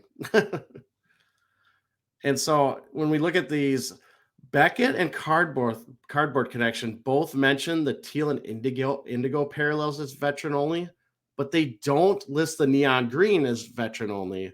But I couldn't find the neon greens on the debut ticket access rookie parallel list on the checklist. So just Okay. let that be known. I know if that probably does. I don't know if anyone really cares about that, but just let you know. There are also acetate variations that are numbered to 249 for rookies and 149 for veterans. So that's It what we seems like got we're for today. getting acetate parallels and Yes. everything now, which I'm a Yes. big acetate fan. So I'm not saying that is necessarily a bad thing, but there's a little teeny tiny part of me Yep. that is starting to get a touch worried Yep. that we're going acetate overboard here with Yep. hockey cards. Yep. Well, I mean, you think about it, people really gravitated towards them, Yeah. and you'll see the immediate push to get more out. So we'll see what happens with that. Okay, so that was like the base that we just went over. A lot of stuff there. Now the autographs. So the debut ticket access line has autos numbered to 299, 199, and 99. Again, bunch of parallels for these: yellows, red, orange, blue, green, purple, and black. So we're getting in another for the autographs for the debut tickets. There are Okay, you know also what I like about this? yeah, Sorry, just to jump in. I think one of the reasons why I like these cards so much is that this card is designed around the autograph. Where yeah, you look at like even like OPG Platinum, it feels like they take the regular platinum card, they find a spot to like dull the sheen, and they just add the auto wherever they can. I love cards like this where the auto you can tell is like they created a space for it yeah, in the design. where it's an actual spot for it. Agree 100% on that. There are also ticket access autographs for veteran players. The base versions will have variant print runs, and they will have yellows, red, orange, blue, green, purple, black. And I'm these the amount of parallels for each of these is getting a ton. My mouth Yeah. is hurting. But again, if you want to see what the numbers are, the serial numbers are, just go look at the article or the checklist. It's pretty easy to find.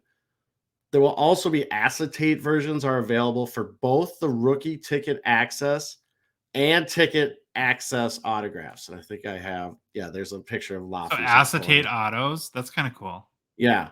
And this picture that this picture I'm Okay. showing you, Laffy just looks, it's kind of funny. I can see he's chewing on his mouth guard like Kachuk, but one of the sites, I can't remember who was, Cardboard Connection or Beckett, actually had this picture in the 2020 update section. And so I just want to make that known that I think one of them had it in the wrong spot. This And auto is just hard to it's growing describe. on me. It's actually growing on me because I can actually tell his name is in there. There's some where it's just like, Yeah. I can't tell anything. Okay. There will also be dual ticket access autographs, which have autos from two players, obviously with the term dual. Again, a bunch of parallels. I'm not even going to read them off again because that's going Yeah. to get old. Also on the ticket theme are retro ticket access autographs out of 25. Again, 6 varieties of parallels, all numbered to 15 or fewer for those. There are also main stage signatures that will fall one in every 80 packs with gold and black parallels. Okay. So, what do I take away from this? There are a lot of autos in this products. There Yeah. are also more autographs even than I listed because there's insert cards, and I'll kind of mention what inserts have autos when we go to that section, which will be next. So there's a lot going on with this set already. Now let's look at the inserts. So we have the following. We have rookie arrivals. These should come in every other pack. There are also autograph versions of these for select cards that fall in one every 40 packs. There's also Star of the Night cards. They're kind of follow the first star, second star, third star kind of thing. They're for both veterans and rookies. Different odds to hit each one. They also have numbered autographs will be available for these also. Does those look like they glow in the dark? Yeah, they kind of did. Yeah. There's speed of the game inserts, which will be 1 in every 6 hobby packs for rookies and 1 in every 16 packs for stars. And then I don't have a picture of these. They didn't have it on the sell sheet, but we have View from the Glass, which I think is the hardest hit for the inserts. It'll be 1 every 320 packs for both veterans and rookies. And then there'll be some Gold Spectrum parallels that have 25 copies. So that is the overview of just the 21-22. And then we have the 2020-21 credential cards, which we're calling the update stuff. And let me try to go through this pretty quick. Again, it's going to have the debut ticket access base cards, highlighting the previous rookie cops, the 4 different tiers, and almost the same parallels. So we're not going to go through all those again. The debut ticket access autographs will be in there. Again, tons of different parallels. And they will also have acetate versions and acetate autograph versions for certain debut ticket access cards. So it's kind of following the same pattern as 21-22. Let's just leave it at that. That's going to give us all the updates, basically the high level stuff and all the stuff in 21-22. So there's lots to unpack. I did look at the checklist, 3,794 different cards on the checklist. So pretty good amount. We've seen more. I think we've seen less than a couple of releases. If you are going to buy a hobby box, the breakdown is 6 cards per pack, 8 packs per box. And you should get, on average, 1 autograph or acetate card, 2 tech inserts, 4 rookie arrivals, 4 Star of the Night, and 5 serial numbered cards. Release date, August 2nd, 2023 is currently scheduled for. That can change. Current pricing, $149.90, or I'll say it, $149.95 US at David Adams in Steel City, $179.99 Canadian at Clouts and Chara. I'm a little curious on the price on this, and I wonder if it has to do with being a very auto-heavy set. Oh, that was awesome. That Caprisa. Yeah, sorry, I forgot to put that one up. This, if you're watching YouTube, this is a 2020-21 update card of Caprisa. You know, Ice was only $130. Yeah, this is $20 more than Ice. So I don't know, because I'm kind of comparing like where these sets fit in the pantheon is, in my dumb mind, the releases are a little bit similar. Well, and I would say Credentials doesn't have the pedigree that Ice does with Ice Premieres and the exquisite inserts that you get out of there. So I would be much more excited at 130. I'm okay at 150 US. I'm glad it's not 200 like Platinum. Yeah. I would be pretty sour if that were the case, but I'm very much looking forward to it. Okay, there's another checklist that came out. There it is. And I got to ask you right at the bat, did you get FOMO going through this? Because, of course, I'll be at the National. You won't. You have a family trip scheduled at that time. So were you starting to get sad when you're looking at this checklist that you won't be at the a little sad checklist? It is what it is. But what I'll get to later is there's a thing that Upper Deck's going to have available at their booth that is really awesome, but also very expensive. That's where I'll have FOMO. Even though I wouldn't buy it, I'd probably try to watch people open it. And what we're talking about is Upper Deck released the checklist for their 2023 National Sports Card Convention promo cards. Yeah. And Troy's going to go through that as well. I'll go through that. So Upper Deck will have returning a Rapper Redemption running at this year's National.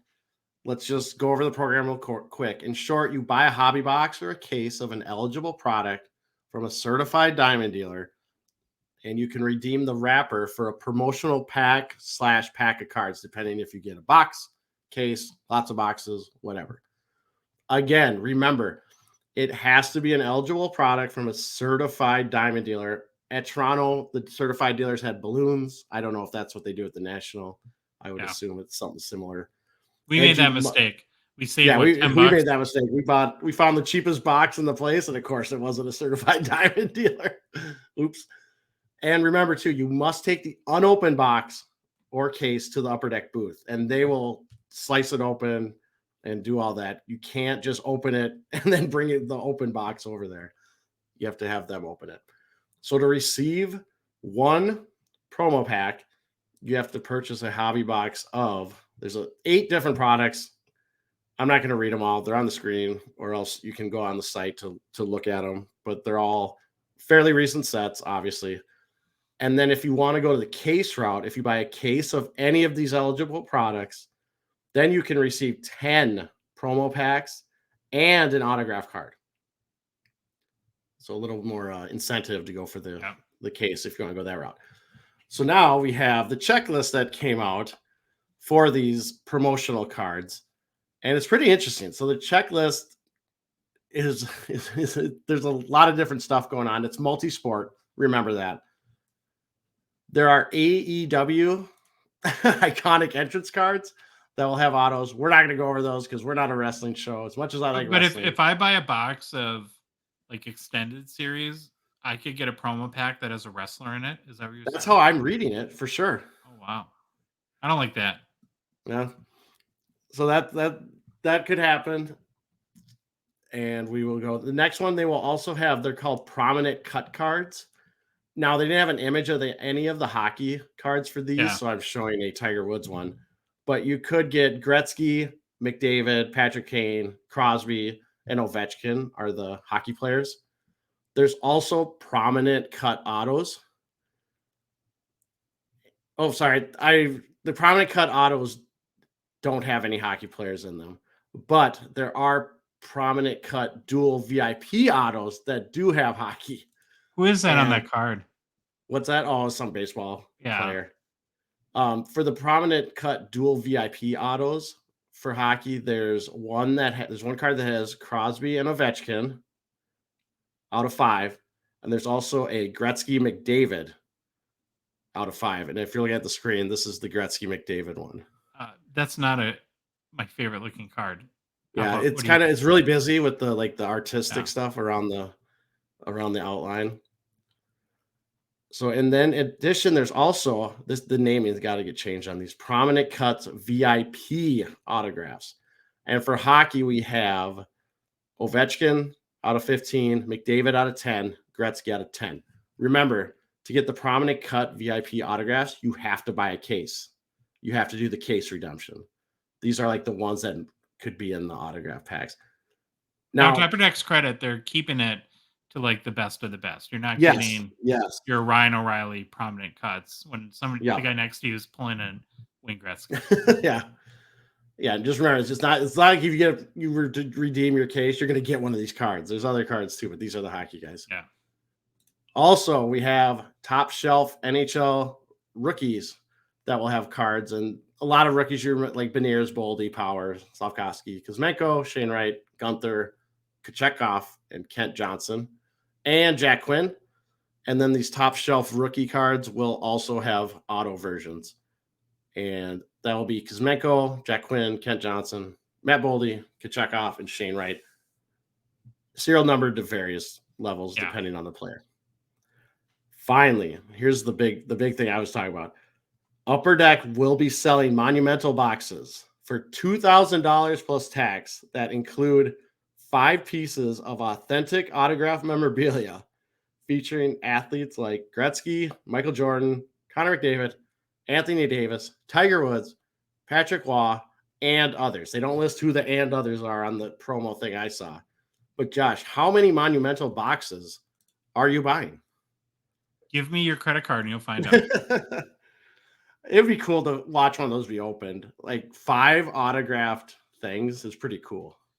So it's stuff other than cards. Like you get a basketball or jersey or something like that. Odds of you getting a box with a Gretzky, a McDavid, a Waugh, a Tiger Woods, and a Jordan autograph thing, not very good. All right, good overview, Troy. Yeah, I can't wait for the National, and I'm sure we'll be finding our way into some of those promo packs. We do have one more quick thing we want to mention in new product releases, and that is Upper Deck did make the announcement that they are, I don't know if you call it like canceling the 2021-22 clear cut, but really they're combining it with the 2022-23 clear cut release. So the new release is dual year, 2021-22 and 2022-23. it'll be released at a later date. So I think when you looked at the release calendar, the 2021 standalone set was expected to come out Yeah. probably within the next month or so. We did reach out to Upper Deck for a comment as to why they made the decision. Didn't hear back in time for when we recorded, but if we do hear, we'll pass it along down the road. My best guess, though, Troy, is it's a move to help them get caught up, Yeah. right? Where it gives them one less set to release. Yeah. It's probably a very convenient set to do this since it's a one card kind of Yes. product. But so when you buy, I mean, got talk about big checklists. The checklist is going to be massive for this Yeah. set. When you buy a box, you'll either get a 2021 card or you get a 2022 card. And this will Um, be like a true dual release where when I was yeah. talking about credentials, it's an more update release than, adding those 2021s in than a dual release. So what do you think about this? Good move, bad move, you indifferent? I'm not against it. It doesn't bother me. I think it's a way to help them get caught up. Plus, it really does make sense with a one card set. Like I don't know, you might have. Boy, I was just thinking about this. I mean, do you remember the last clear cut? Was that checklist pretty big? I thought it was pretty big from what I It remember. was big. It was for Now, a one card box, it was huge. yeah, let's It assume we came out a double long time that. ago. Maybe it'll come out cheap though. Maybe it'll be cheaper. I don't know. I think it was scheduled to be cheaper. Wasn't it like 130 when it came I out think last so. year? I think you're right. Yeah. 2021 was supposed to be 100. Maybe that's part of Mhm. it too. Maybe they didn't want to charge that little. I don't Yeah. know. We'll have to see what they say, but that's the news on. All right. Okay, need to make a quick Slab Sharks mention. They, of course, are a Gongshow partner and sponsor, and we'd like to extend them many thanks for sponsoring our little show here. Troy, the current Slab Sharks weekly eBay auction is live, and there's always some huge hockey cards in the auction. In fact, right now is their Shark Week themed auction, so they're rolling with that. I think they have over like 1,300 cards in this Oh week's wow. auction. Relatively new company. That's pretty impressive. And you'll have to go check it out. And I did spend some time this morning looking through the auction and found some really cool cards that you can bid on. So, like, there's a 2019 SPX McDavid and Draisaitl double XL materials patch out of 5, which is raw. Really cool card. And this is a card, like, normally I like patch autos, but I think this is a card where an auto wouldn't make it work. Hmm. And so, really a big fan of it. The next one is huge. Patrice Bergeron, Black Shield 1 of 1 raw from the Cup from 2006. The Cup. That's an awesome looking card. If you're a Bruins fan or Bergeron fan, be an amazing one to pick up. The next one I found, Troy, is a 2021 Black Diamond Cole Caulfield. It's a 15-16 Rookie Gems tribute. Emerald out of 10. It's a BGS 8.5, so a pretty big Caulfield rookie there. And then the last one, it's kind of my favorite, is me being such a OPG Platinum Yeah, fan. you want to look at that? Sorry. If you're watching YouTube, I put the back of the card up, which no one cares about. It's a 2016 OPG Platinum Austin Matthews retro red rainbow rookie out of 15. Mm. And the card looks like really good shape just off my Yep. inspection. I love how, like, the rookie symbol on it's red too. I don't know. I just think this is. I'm not a huge fan of like portrait-y cards, but I really like this one. So you can check out these cards that we just pointed out, or any of the other 1,300, by going to slabsharks.com, where there's a link to the auction, or you could just Google Slab Sharks eBay.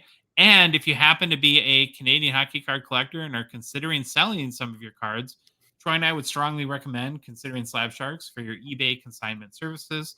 Let's all admit for a second that the only really fun part about selling your cards on eBay is when the money hits your account Yep. and it gives you more money to buy new stuff. So why not let Slab Sharks do all the work, list your cards, take the photos, answer the buyer questions, hunt down the payment, ship the cards to the buyers. They even ship to the US, which is great. So you just have to sit back and watch the bids roll in via their popular and growing weekly auctions. Again, check out slabsharks.com for complete consignment information. Okay, Troy, we got a pretty special personal pickups we're going to roll through here. Now, we'll start with me. And so I've been pretty much exclusively using my card post to sell the hockey cards for Yeah. pack opening videos, and been putting up some of my personal collection for sale on the platform too. Just want to mention the sale quick. Had a really nice 4-card sale and that's one of the cool things about the MCP platform is Yeah. that people can looking, if you have 100 cards listed, they're like, I like these 5. Instead of paying $100 a piece, like they're listed, maybe I'll offer 475 or 480 and see what the seller says. You can do multi-card cash offers, and that's what somebody did with me. I think they offered $100 for $130 worth of cards, and I um, countered at 110, and we did the deal. So again, my card post, a really great platform to do that with. I also did a trade on my card post where I picked up a couple cards that wanted to show. First of all, not a kind of a huge money card, but hey, our guy's Kaprizov. Yep. I've always loved the Dazzlers. I kind of like the orange, sort of how he like the green of the Wild jersey fits on that. So I got Kaprizov orange Dazzlers. Then I needed a throwing card to make the money work on the deal, and picked up an Arbor Jacki Young Guns canvas. I really like the photo on this card.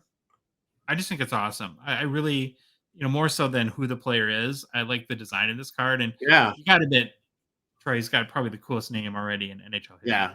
And the nickname is Wi-Fi. And I love this. Like, I love a coffee. I think that's Caulfield, right? On the far right. Oh, yeah, it might be. It is. Like, that looks like a C and that looks like a 2. So that looks like Caulfield coming in. I love that. That's a great card. I feel like I could stare at Arbor Jacki's last name for about 642 years and not understand how that's pronounced Jacki. Yeah.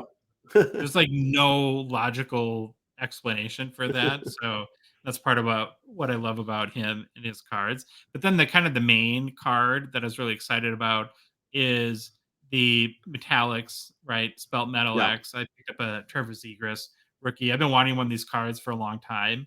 It's hard to find ones that are kind of like centered or in good condition. So this is sort of the centerpiece of the deal. So pretty happy with this pickup. And then one last note on my card post right at this trades is we talked to Mark Hill from there, who's been on our show, and he gave us a promo code Gongshow 30. So GONGSHOW 30. You can save 30% off your first 3 months if you want to try out MCP. So wanted to pass that along, as that's a pretty good deal. Yeah, that's as a seller, right? Because buying. Buying is free. Buying is free. And if you want to trade, you have to have a seller account. Gotcha. Cool. Okay, but the biggest pickup of the week for me and my family. Yeah, you tell me when you're ready to reveal. I'm ready. This little guy. We let the kid's name. This is Kobe. If you're watching on YouTube. He's a Cavapoo, little puppy, I think 12 weeks, 13 weeks, 6 pounds of energy, and loves to pee everywhere he goes right now, including my house. Yeah.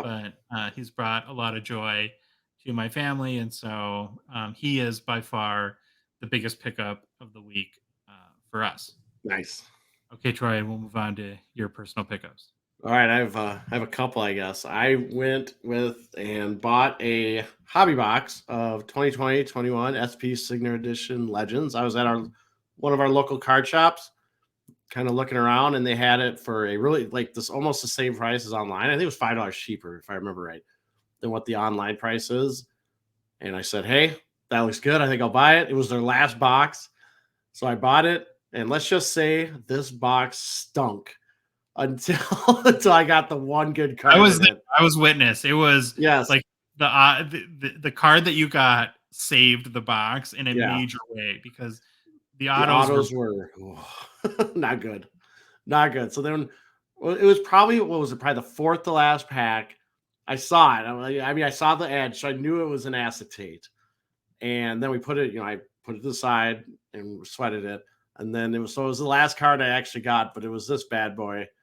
It was the Patrick Waugh all-time Future Watch acetate. And the card in hand, this picture doesn't do it justice. It looks fantastic. It's got like this red glow, or I don't know what you call it, like really cool coloring and lettering. That picture is absolutely fantastic. Those pads look like they weigh 100 pounds each. I just love it. And Josh, you got to ask me, like, you going to sell it or keep it? And I'm like, no, I think I'm keeping this bad boy. This can go in the collection, even though if I sold it, I'd get most of the box price back. Maybe not all of it, but this is just a great looking card. It's awesome. And then since Josh did his pickup, I already mentioned this, I think, a while back, but I never actually did a personal pickup segment on it. Here's our new little puppy. This is Oswald, Ozzy for short. He's a bull mastiff. He's a Brindle Bull Mastiff. Our other dog, Harley Quinn, hates him with a passion. She's really good, but she just gets so annoyed and like walks out of the room. They've actually started playing now in the last, I don't know, week. But awesome dog. It's fun to have around. Again, like Josh, it tries to pee everywhere, but we were lucky enough. It came to us litter box trained, so it's pretty good about getting in the litter box, but he sometimes doesn't realize he's got to get all 4 feet in, and we'll just put 2 in, and then as a boy, it goes everywhere. We got to clean it up. But yeah, really cute. Super. The name is the funniest part to me because the name, depending on who you talk to in your family, if it's to your wife, it's Oswald, and to the kids, it's Ozzy. So yeah, it seems like you guys compromised on a dual name. And then I haven't even told you this, Troy, but your 13-year-old son did me dirty yesterday. We were driving from our house where you guys came to meet our puppy, where we thought it'd be a great idea to introduce Ozzy, the Bull Mastiff, with little Kobe, the Cavapoo. And so your son was driving in my car, and my wife happened to be there, and he goes on to, and I don't think it went down this way. I think there's a fair amount of embellishment about how I was ranting and raving on the podcast about how you guys got a dog, and then my wife came crying to me and had to have a dog. And I'm looking at your son as like through the back mirror as I'm driving. I'm like, what are you trying to do to me here, kid? Trying to get you in trouble. And then I also pointed out that my wife obviously doesn't listen to our show, which is not of any great surprise to me. Hey, my wife's our number 1 listener, man. She listens all the time. And she'll ask me, like, why'd you bring me up? No, I'm just kidding. But yeah, that's our pickups. A couple puppies in there. Big personal pickups for us. Okay, we're going to end the show like we always do with Listener Mailbag. We had some great questions again this week. And so we're going to roll right into those. The first one, person has 2 questions. It's Hagerstrom10 from Instagram. He says, what place status in the hobby will 16-bit inserts hold in 5 years?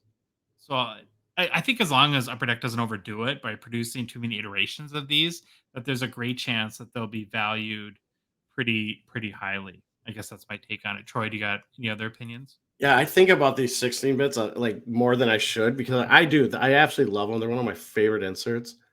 And the more I think about it, it's just everyone collecting now, us older people, we all grew up with video games. Oh, yeah. And this is all nostalgia. I mean, the 16 bits are just so classic, and just don't overdo it. Like you said, maybe do an 8-bit version somewhere down the road, or a 64-bit, but then that's it. We can't just keep coming out with these. I think it has a good run, maybe 2 releases, 3 releases, and then call it good. They are just great looking cards. I love them.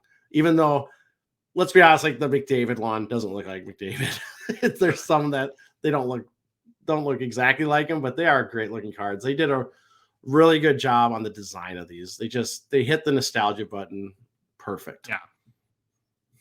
Okay, next question from Hagerstrom10 is, will the value of Young Guns clear-cut exclusives be affected in 23-24 by Upper Deck discontinuing them or cutting them out? So I think the short-term collectors are going to be distracted, probably in a good way, with all the new parallels that are coming out where it won't matter much.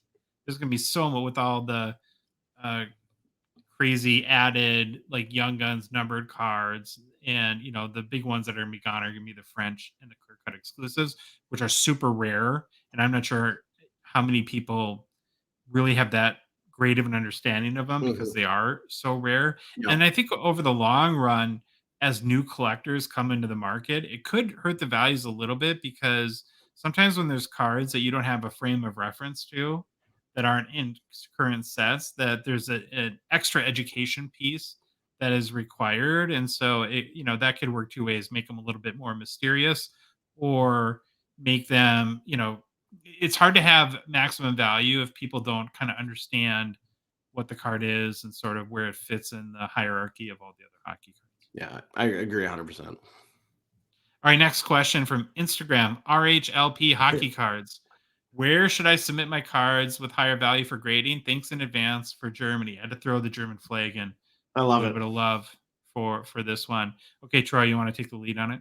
I said the key part of your question, higher value for grading. If you want value, if you want the highest possible value right now, PSA is your best bet. They are king.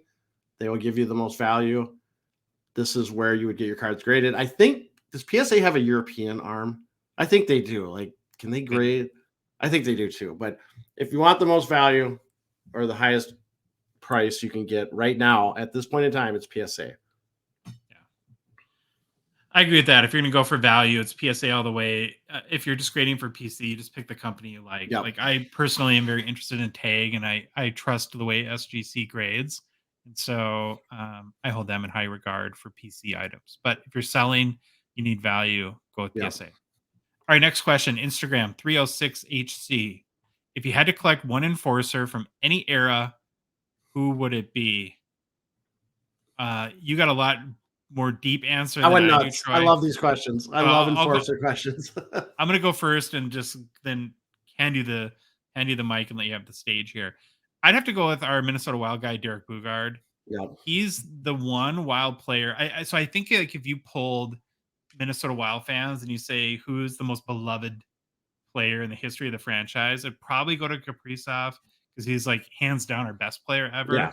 But I think the one guy for beloved that would give him a run for the money would be Bugard. People in this town loved Derek Bugard. And he was just it's so sad that he, whether it's through the hits or CTE or the personal issues he had that kind of got him to the place he ended up going to. And so I just feel a sentimental connection to that. And my biggest regret ever is selling a Future Watch auto of his. I wish I never did that. Yeah,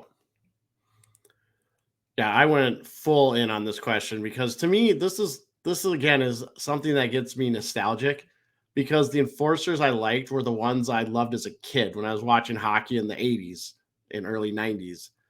More the 80s than the 90s, early 80s, we'll say.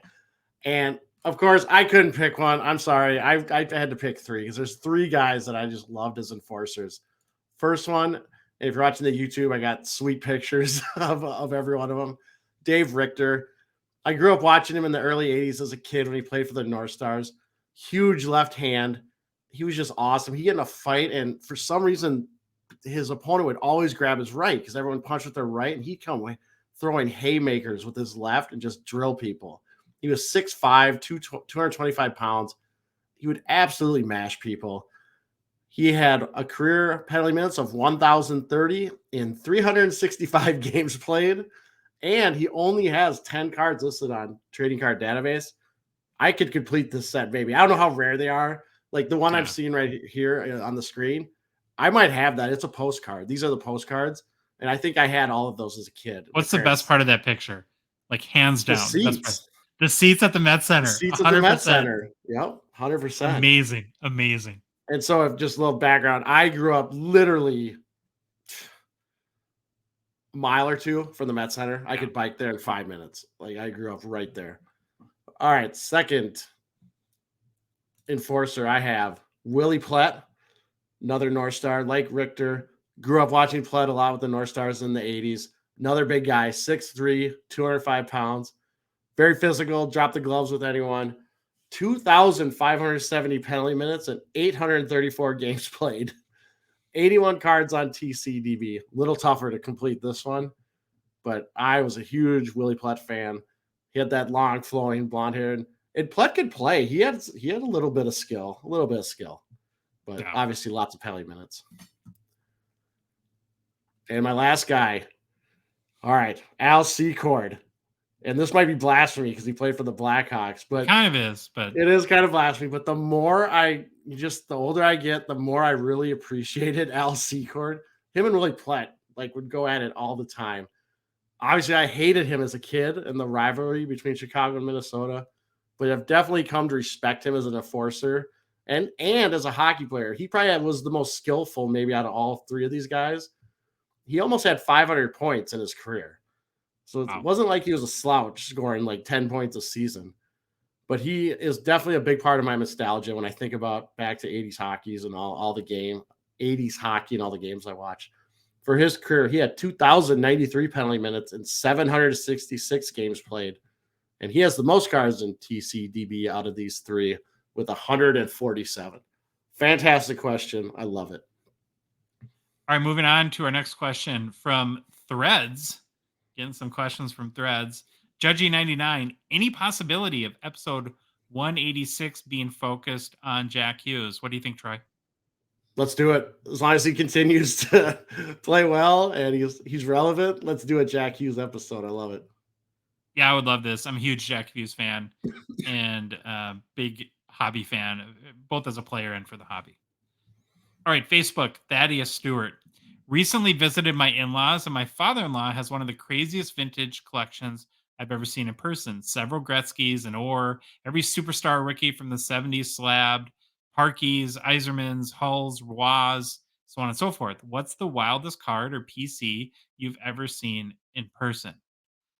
I'll tackle this again first, Troy. The craziest hockey cards, honestly, I've seen are at the Toronto Expo, Yeah. and that's more so than I've seen anything privately. So obviously, the big ones you're going to see there, like McDavid, Ovechkin, Crosby, Cup RPAs. I think the first time we were there, that's when the 2020 Skybox Metal Universe Ovechkin 97-98 Retro Gold 1/1 PMG that Yep. sold was there that sold for a crazy amount, which is pretty cool to Yep. see. But I just haven't, geez, Dad, way to rub it in that my father-in-law doesn't collect hockey cards. I love him, but he doesn't collect hockey cards. I'm telling you, I think we need to figure out a time when we can go to Thaddeus's house and see all these cards because that Steal is 'em. crazy. Or his father-in-law's card, Yeah. and go see these because that is crazy. Just and just maybe not knowing about it and then seeing it is just got to be insane. All right, same. I'm kind of the same as Josh. I haven't seen any crazy collections in person for hockey. Closest thing I said was through our show, interviewing like David Chow, Les Edwards, Jeremy Lee, Mitch Grotman, who have amazing collections and just showing us the cards with the video. They have lots of big time cards. So being blown away by those. And then also the expo is the other spot that I've been to. And again, that's, I don't know, that's kind of cheating maybe, I guess, because they're all going to be there. But as for non-hockey collections, I actually have a story kind of like Dad's, maybe not as nice of cards, but a lot of cool cards. When my father-in-law passed away, we went through his cards and it was absolutely bonkers. I knew he had a lot, but I had no clue how many he had, but it had to be in the hundreds of thousands and more than that even. And I'm showing a couple pictures. Like this was we had a ping pong table full of some cards. And then there was this whole table full of cards. And this is about 30% of it. There was all these storage area in my father-in-law's house where he had boxes upon boxes and boxes of stuff.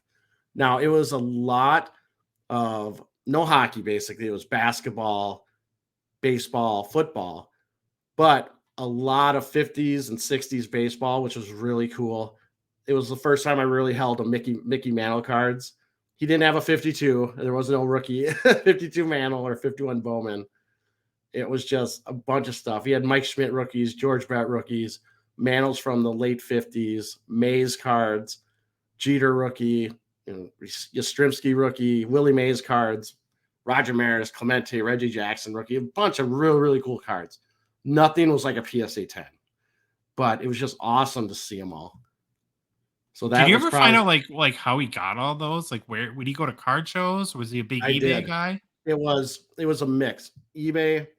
Actually, I didn't even know if it was eBay because he didn't seem like a guy that would use eBay. It was card shows, local auctions. There's a card shop in the city or in Des Moines where they were south of Des Moines, but they'd go to Des Moines. They would have auctions like every month, like once a month, and he'd buy stuff there. Now, here's the crazy thing. For all the cards he had, he sold a ton of the big ones like 6 years ago or probably 6 to 8 years ago. Yeah. Like, great. I know he had a Killebrew rookie. I know he had some other really big cards that he sold a while ago.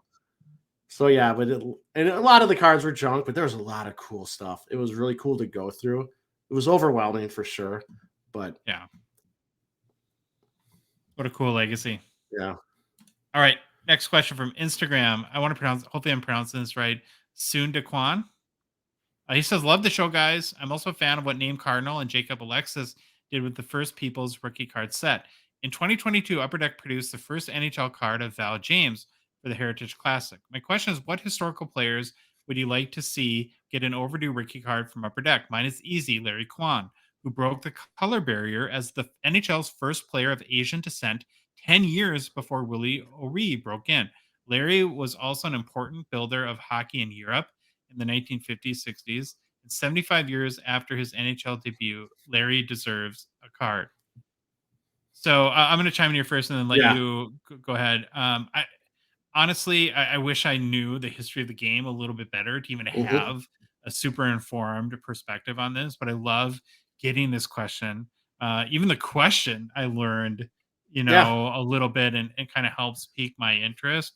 And so I'm still very much a student of kind of the kind of the not so obvious history of the game, and really the guys that maybe haven't got the limelight of Gordie Howe or Rocket Richard that really helped build the game of hockey. And so, I don't have an answer, and that it's kind of Yeah. embarrassing in a way. But I'm again taking the student's approach, and I'm just going to keep learning. I think a year from now, I could give you a much better question. But thank you for the question, and I'll let you kind of go from here, Troy. Yeah, I thought the same thing. I love the history lesson that I learned in the question, and like you, I am woefully unequipped on the history of the game. That's why I like having like Naim on to talk about this stuff. It's Mhm. it's because I learned so much. Now I actually started thinking about this a little bit more, and then I took kind of a different route, and maybe not what you're thinking, but when I read this, I started thinking a lot about women hockey players, and obviously I'm a girls' high school coach in Minnesota, and women's hockey has grown. It's really big here, and there are some important players that I think would be cool if at some point they. I know Upper Deck has done Young Guns Legend cards. I think Cami Granado has one, but I tried to find of the women I'm going to say, and I didn't see any. But if they would do that again, some Young Guns or Young Guns Legends or Future Watch Legends, maybe of some like or something similar for women players that had a historical impact on the game, I think would be really, really cool. Now the one set though that was, and I'm pretty sure it's all Canadian players, Yeah. but remember when we were at the Spring Expo, the Tim Hortons Legends Yep. had a Yep. ton of female. Yep. That's the most I've ever seen female hockey players in a set, which was awesome to see. Yeah. And some of these players they have designated RC cards, but I think it'd be cool to do like the Young Guns or the Future Watch kind of Legends edition. And when I think of players like that, the ones that came to my head are like Manon Riom, who was the first woman to play in an NHL exhibition game with the Tampa Bay Lightning. Haley Wickenheiser, who is probably the best women's player ever. I know a lot of people would say that. I don't disagree with them. Hillary Knight would be another one I would think of. And then Marie-Philippe Poulin. And then on a side note, Josh, you might not have known this. In Farmington, where we are, we have a lady, Lucille Korsman, who passed away a couple years ago, that was absolutely a longtime advocate for women's hockey and actually started girls' tournaments in the 70s for women's Wow. hockey when it was unheard of. And she's inducted in the Women's Hockey Hall of Fame. I think it'd be super cool if I know this is a long shot, but if Upper Deck could do something like that or something for these people are on the periphery. They're not known. She's known in Minnesota to a small group, but she was a huge advocate for women's hockey. Very cool. Awesome. All right, moving on to the next question. This is another tough name where I get all tongue tied around it. Instagram calculator op Calculator calculator op. up. I guess. Calculator OP. I guess. What are your top 5 favorite insert sets? I know you have visuals, so I'll just go first real quick. Mine are Jambalaya. I like PMGs. Electrifying, I love. Don't own one yet. Got to get one. 16-bit, which we talked about. And then I'm a big fan of the Fleer medallions that came out this year. So really, really like those cards. But Troy, uh, Yeah. per usual, you went overtime I on this just question in a great because I way. always feel like I gotta show people. I show people. I went with obviously 16 bits. I am a big fan of population counts. Love them. I also love jambalayas. I just UD canvas. Maybe I'll say black UD canvas. Obviously, this is just a normal one, but any UD canvas card. I know they're not worth probably any. Or they're not. They're not that valuable, but they're just such great images.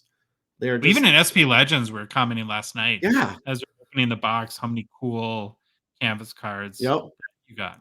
And then my last one, just for Josh, Lunchbox Legends with Kaprizov. God. Just kidding.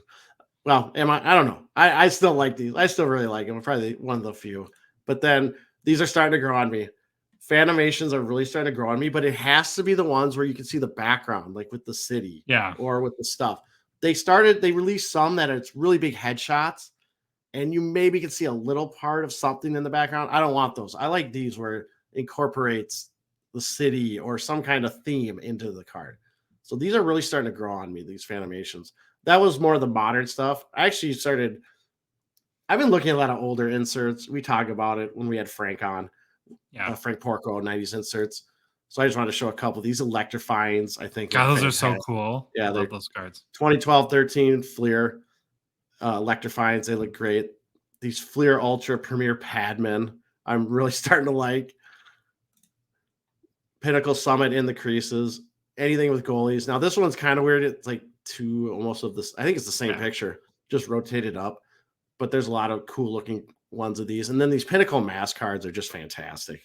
I love these. Anything with goalie mask. Now they can't do them anymore, basically, what we were told.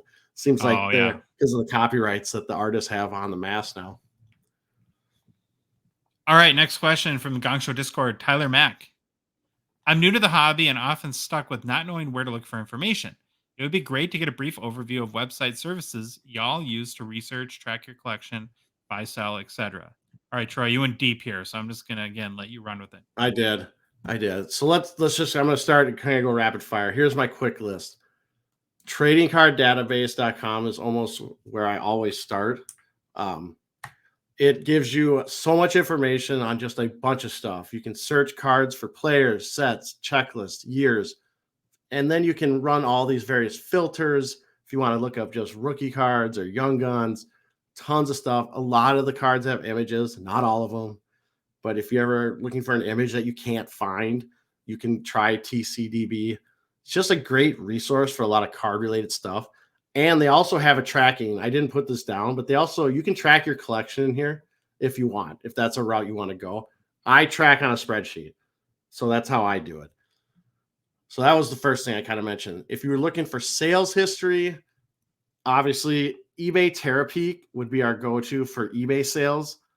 You can also look at sold items if you're looking at just regular like eBay listings and you filter by sold items, but those will still include items that haven't been paid, where TerraPeak goes that extra step and shows you just items that have been paid.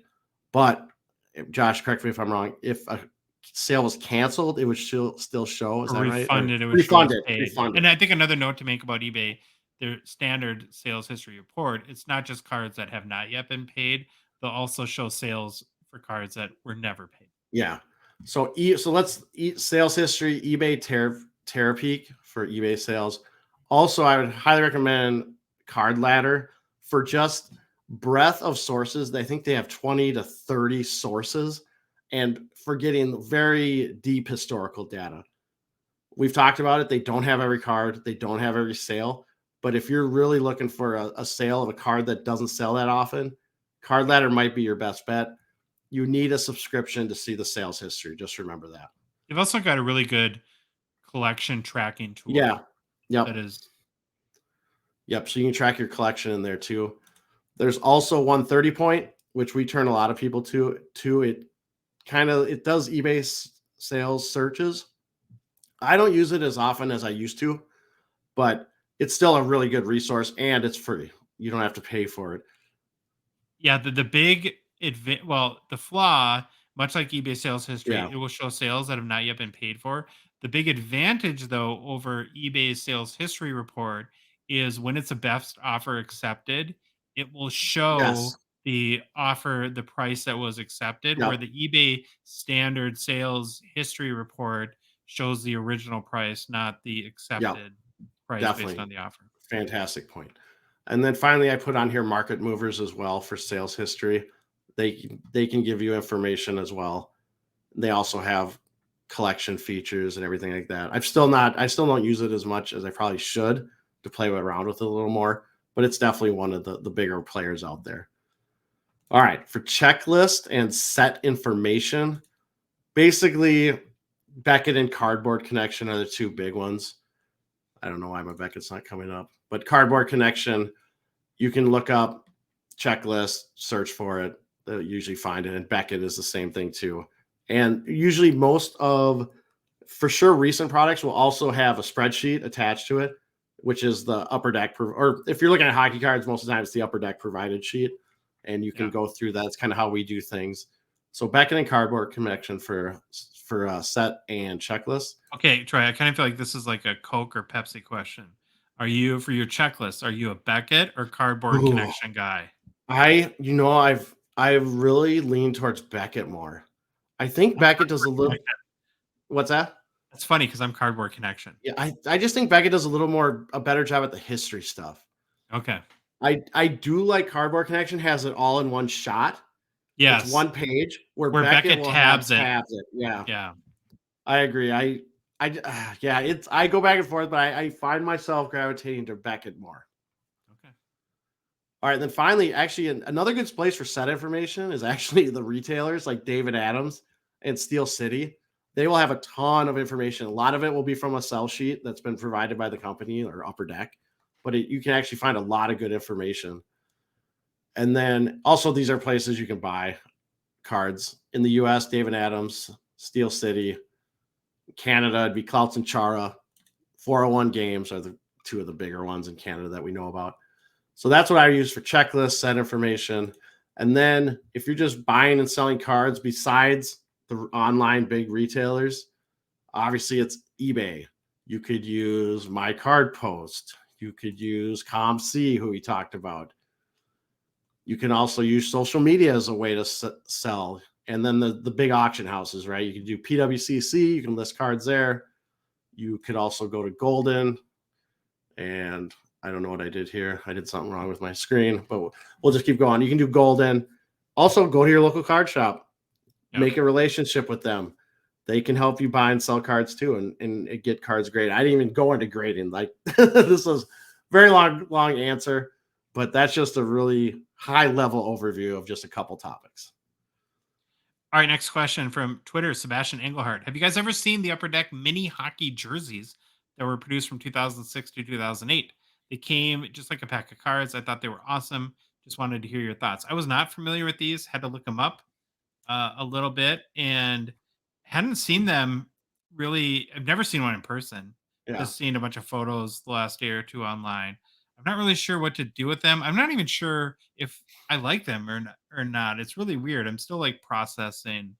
It's just the thing this is so stupid, but the only like reference point I have is like to Zoolander when like, you made a center for ants. It's like these little mini jerseys. You made jersey for ants. I don't know. That's what I come back to. So I'm undecided at this point. What do you think, Troy? So you see this, I got the pack up and you get one mini replica jersey. There's also cards in these. I did find a couple pictures, but I mean, if you're watching the YouTube, here's kind of a picture of a lot of the ones. I think it could be really cool if you decided to kind of frame a really nice card and then maybe could use the little jersey in your frame too. Because there's companies that make frames for slab cards or even single cards that look really nice. It's just this nice big frame. And if there was some way to incorporate this little jersey into it, I think that would be a cool idea. But never seen one of these in person, never held one. I think they are unique. They're definitely interesting, but I don't see myself collecting them except this Thrashers jersey is awesome. I love that. I might keep an eye out for them now though at the next expo because I'm sure they'll be there in some capacity. Okay, next question. Instagram, Zach O Video. How do you feel about population count cards? I love your answer, Troy, so I'll let you go first. I love them. There you go. I'm a huge fan too. And I actually know, from talking with Billy Cilio at Upper Deck, and I think he mentioned on our show, they have some big plans to improve these and the design and maybe introduce more of like the PETG or acetate technology. So I'm really excited to see where they evolve to. And then, of course, next year we're going to have Bedard population count cards. It'll just be one more Bedard Bonanza card that people will be going crazy over, especially the lower count ones. So yeah, big fan of population count.